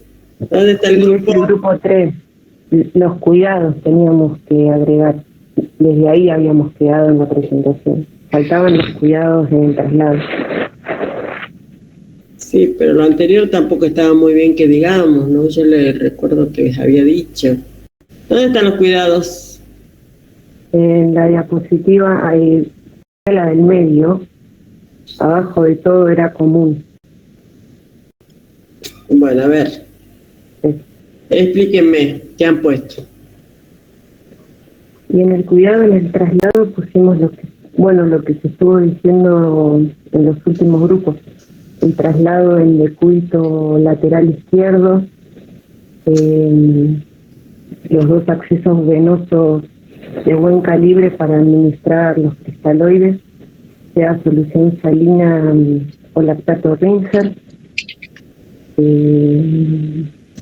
La oxigenación con máscara de reservorio, la toma de signos vitales, frecuencia cardíaca de la madre y del bebé, para la hemorragia, la compresión con apósitos, creo que ya. Se debe tratar mucho, profe, el tema del shock que la persona va a tener. Y así como usted estaba diciendo anteriormente, hay que tratar de hacer que la madre sepa todo con respecto a cómo está su bebé. Creo que esa es una de las partes más importantes. Bueno, todavía me quedé con una necesidad de mejores cuidados, ¿no? No me conforman esos cuidados. ¿Y qué faltaría? Profe, sí. De la base previa, como usted no había dicho que como era una situación que muy pocas veces se daban, estaba muy difícil de encontrar. Y de lo que nosotros encontramos, porque hemos buscado, digamos, cada uno, era lo mismo, digamos. El decúbito lateral izquierdo, realizarle los 2 vías, lo que escribimos, y el tema también del hospital, de ya tener, por ejemplo, en este tema de la base previa, tener mucho cuidado, y si vemos que ya está a punto, digamos, para que nazca, sí o sí, hay que llamar al hospital para que estén atentos, y mayormente se tiene que tener todos los elementos necesarios para realizar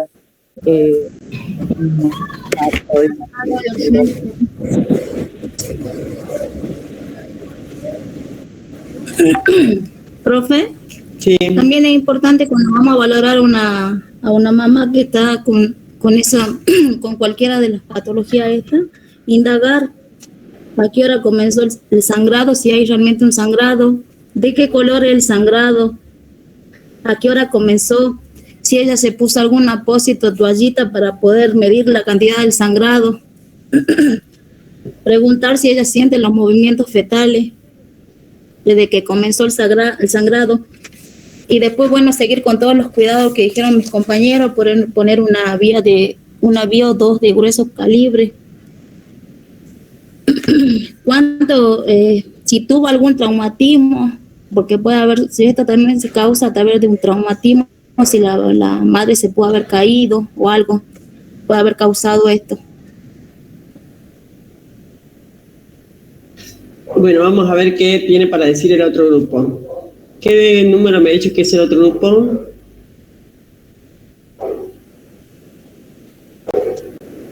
El grupo 7. El grupo 7.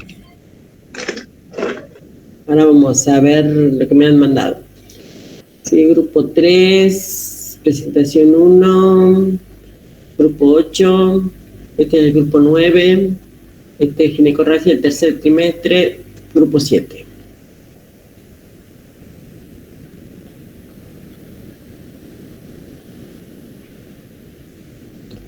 Díganme algo diferente. Si me van a repetir lo mismo, no me lo repitan. Quiero algo diferente, ¿sí? Que complete la idea.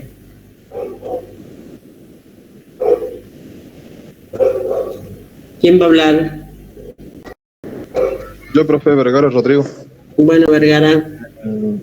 Por lo que estuve leyendo y viendo, también por lo que dijeron los compañeros, en los tratamientos, no sé, me doy cuenta de que la mayoría de los tratamientos son podría decirse, en el hospital, no en la ambulancia.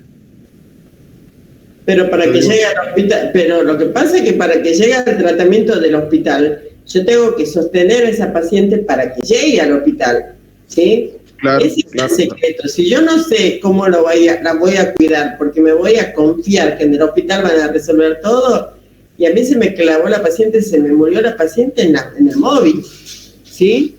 Ahí arrancamos mal, me parece. Claro. No, todavía no me dejó terminar, por eso.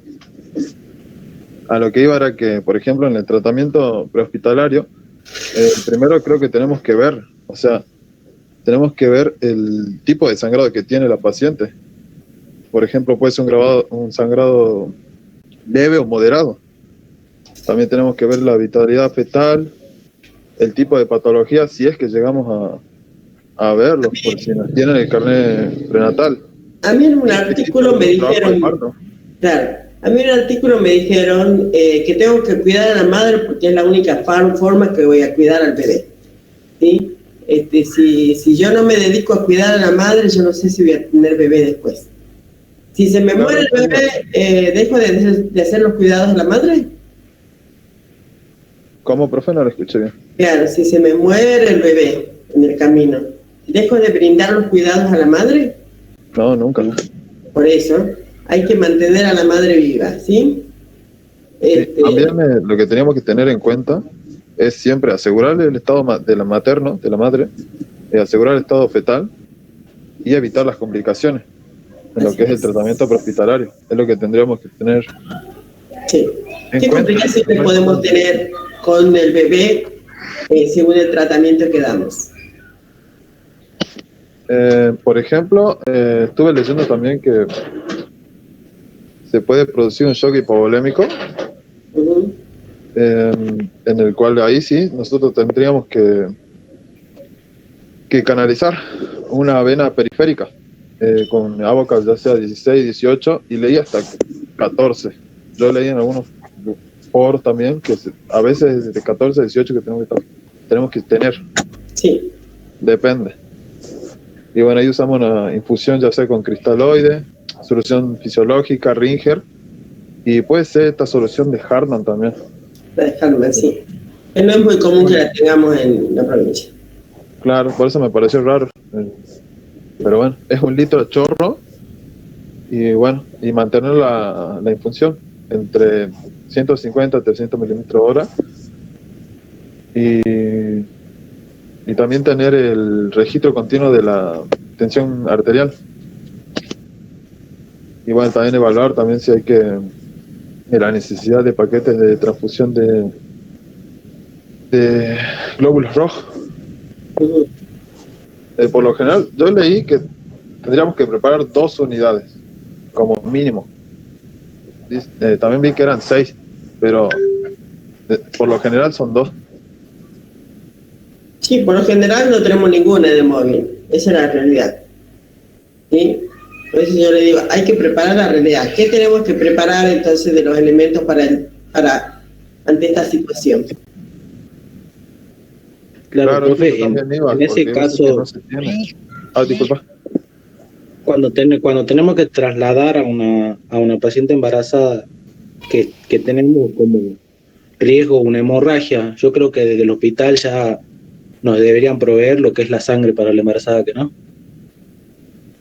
Pero no te tenés que basar en lo que te tiene que proveer o no proveer el hospital. ¿Qué tienes que tener vos en el móvil cuando tomás la guardia? Porque sabes que en cualquier momento te van a activar para ir a traer una embarazada que está con ginecorragia, que ni siquiera tenemos en mente que pueda ser probable que esté con una ginecorragia. Te llaman para decir, esta mujer está de 20 semanas y te están activando por la ginecorragia. Bien, bueno, tenemos bastante tipos de por qué tiene la ginecorragia, varias cosas de las que ya hablaron los compañeros también, que no sé si sería necesario que volvamos a hablar.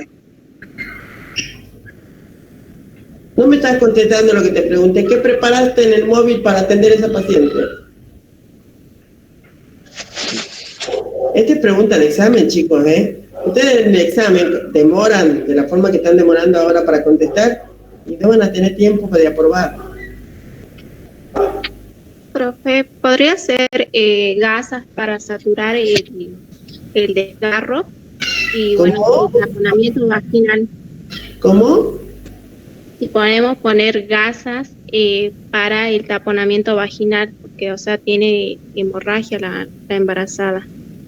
¿Podría ser? ¿Por qué se te ocurre pensar en un taponamiento vaginal? ¿Está sangrando porque la placenta previa se le desprendió o porque tiene un desgarro vaginal por un accidente o por una violación? ¿Qué me estás hablando?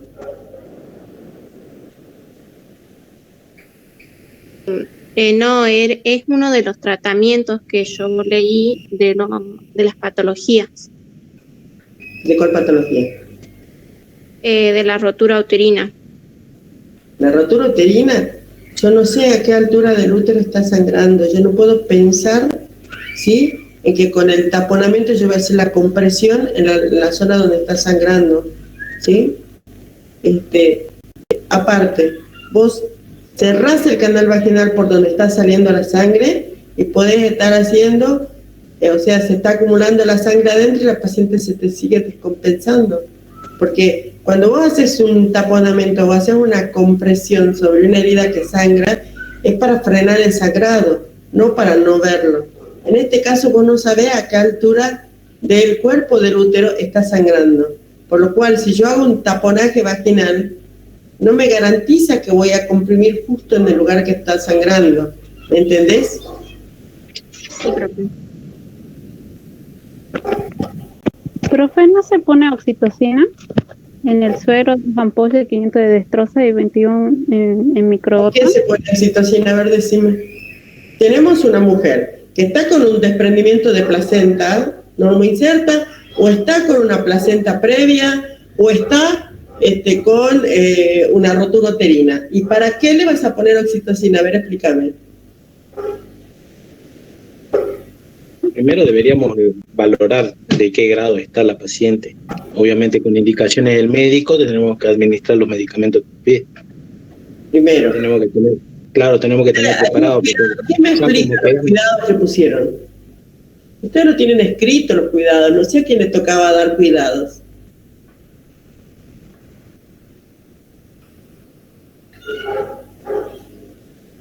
A todos en general. Bueno, ¿quién me explica los cuidados que tienen ahí?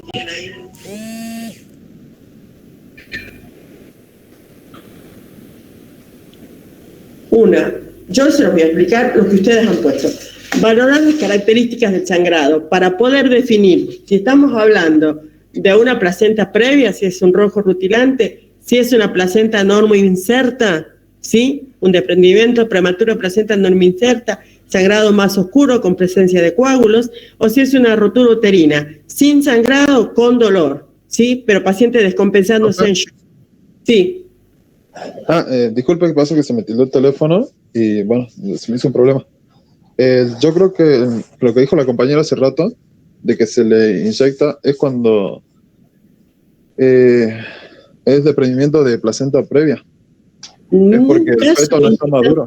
En ningún caso inyectamos oxitocina. Me están diciendo que van a inyectar oxitocina. Está el bebé adentro. Yo no inyecto oxitocina cuando tengo un bebé adentro. ¿Sí? No, en ese caso no. Entonces, lo confundí con el otro. Yo creo que para dejar de renegar, ¿sí? Yo les voy a mandar un formulario Google que es evaluación a libro abierto, ¿sí? Con respecto a las diferentes ginecorragias que fuimos viendo. ¿Estamos? No quiero copia y pega y no quiero respuestas iguales entre varios, porque hay muchos que acostumbran a usar terminología de texto de internet y yo me doy cuenta, ¿sí?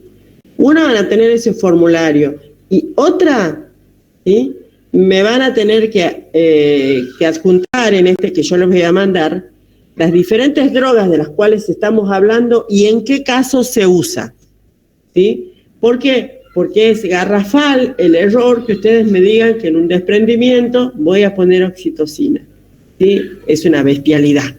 Entonces, por eso es que prefiero que lo dejemos ahí, no sigamos embarrando la cancha, ¿sí? Acá, o sea, no voy a dar medicación, lo que sí voy a hacer es tratamiento de shock, o sea, tratamiento de soporte, de sostén, según el estado de la paciente, ¿sí? Que va a variar de las diferentes soluciones, desde solución salina hasta almacén, lo mucho que puedo llegar a tener, ¿sí? Es difícil que yo encuentre en un hospital, en un estado de urgencia, en un hospital de baja complejidad, que encuentre unidades de sangre. Así que, por eso, ustedes no tienen que basarse en lo que me tendrían que dar en el hospital, sino en lo que yo tengo en la unidad, en lo que tengo que haber preparado para poder hacer ese traslado seguro.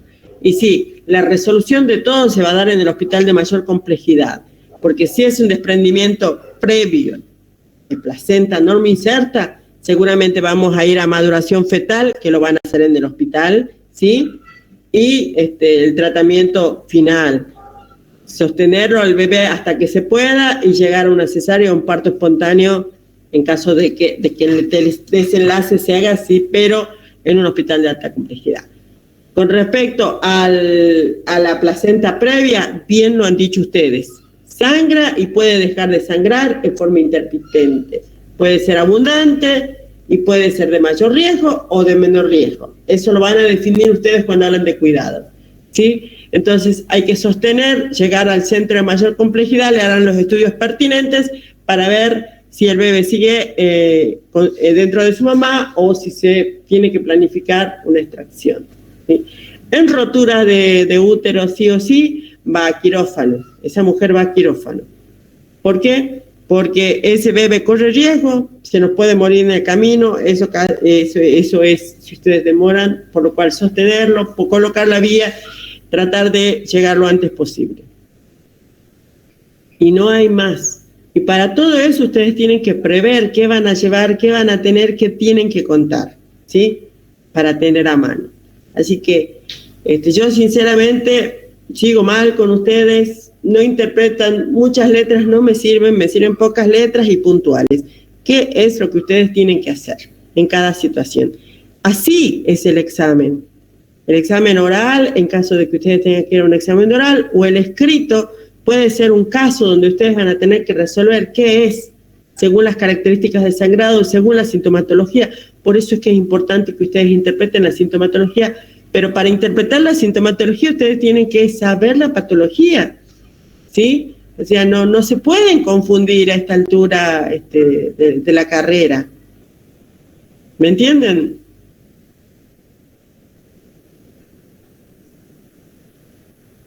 Sí, profe. ¿Alguien tiene algo para preguntar? Yo profe, en lo que estaban hablando recién, que yo dije que se podía inyectar solo en caso de que se necesite hacer la maduración fetal, ¿estaba bien? La maduración fetal generalmente es intramuscular, no es una sola dosis, se hace generalmente, te la indican o se la hace antes de que salga el bebé, antes de que salga la embarazada del hospital, ¿sí? Generalmente, si te la indican vía telefónica, el médico la podés hacer a la maduración fetal. Dudo que ustedes tengan betametasona en el móvil. Si tienen betametasona, bueno, y se la indican, está bien. Pero generalmente se la hace en el hospital de base. Y eso va directo a ¿cómo se llama a cesárea, que no? No siempre, porque yo recién les dije, la placenta marginal o la placenta previa puede tener sus episodios o sus periodos de sangrado y frenar el sangrado con los cuidados, ¿sí? Entonces, por ahí muchas veces para si hay sangrado o si hay pérdida de líquido amniótico, para evitar el tema de la corioamionitis, porque puede haber una fisura de membranas también. Pero eso se define al final y no siempre va a cesárea, porque generalmente se espera a que el bebé madure o tenga menos riesgo. ¿Me están escuchando? Sí, gracias, profe. Entonces, claro, no siempre va a cesárea, pero bueno, una placenta marginal que por ahí te sangró durante el segundo trimestre, en el tercer trimestre, con el crecimiento del bebé, el crecimiento del útero, dejó de ser marginal y dejó de sangrar y dejó de darte complicaciones, ¿me entendés? Por eso es que la conducta que tienen ustedes es una conducta proactiva y de sostén para que la paciente no se le complique y para que el bebé no se complique, porque el tiempo va a decir en realidad cómo va a terminar ese embarazo. ¿Alguna otra pregunta? Profe, ¿y cuáles serían los cuidados correctos que deberíamos tener en cuenta en la ambulancia?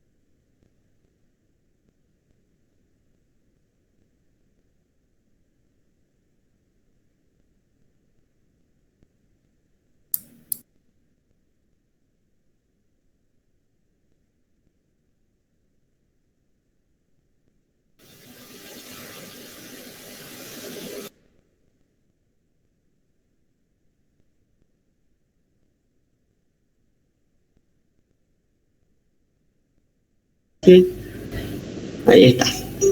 Hola, ¿sí me están escuchando?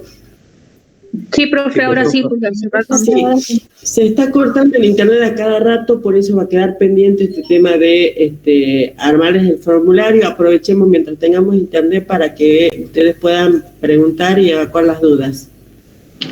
Profe, ¿nosotros tendremos que dar el formulario, no, del grupo 7 o...?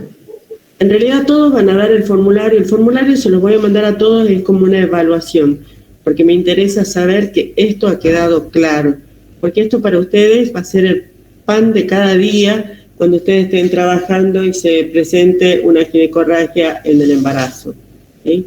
Entonces tienen que tener clarito, por eso prefiero que lo hagan todos. Profe, disculpe una pregunta. Sí, María. ¿Algún PDF o alguna bibliografía donde, o sea, se vea más o menos lo correcto? Porque la verdad yo con tanta lectura por ahí ya me confunde y no sé, quería saber si usted de alguna página donde se pueda sacar. De SOGIVA, por ejemplo, que es la Sociedad de Ginecología y Obstetricia de la República Argentina, tienen bastante bibliografía, bastante actualizada, muy buena. Se escribe así, SOGIVA, ¿sí? S-O-G de ginecológica, I-B-I-A, y P larga A, SOGIVA, ¿sí? De todas maneras, lo que se comparte también son todos los protocolos nacionales del Ministerio de Salud de Nación, con respecto a maternidad e infancia, ¿sí? De Nación, como para que ustedes tengan algo claro. Yo voy a tratar de mandarles el enlace de un libro que es de Nación, para que lo tengan también como bibliografía. Caiguaras no les compartió unas diapositivas que tenía de todo lo que es patología del embarazo. Sí, profe, sí compartió, lo tenemos en el Classroom. Sí, pero no específicamente de qué patología, digamos, sino que en general vimos hemorragia primer, segundo y tercer trimestre de embarazo. No lo vieron por patología. ¿Y la profe Castellón no les habló de patología? No, seguimos muy atrasados. Porque yo generalmente lo que trato de hacer es, en base a lo que ellos les dan de teoría, de fortalecer el tema de la práctica. Por eso es que yo insisto en acciones, porque supuestamente son ellos los que tendrían que haber dado. Yo voy a... profe. Sí. Creo que ahí está el problema, porque yo sí entiendo para dónde apunta usted. O sea, por ahí, lo que yo veo es que no podemos responder o no tenemos las bases, porque en otras materias, la verdad, o sea, exceptuando al doctor Caiguara, que es completísimo, él te explica y todo lo demás, pero es como que en las otras materias, que yo entiendo que esas son las bases teóricas que tenemos que tener para poder poner en práctica, porque su materia es la práctica de la teoría aprendida. Entonces es como que usted, o sea, hace todo el esfuerzo de darnos la teoría y la práctica juntos, y yo creo que estamos como, ahí es donde nos perdemos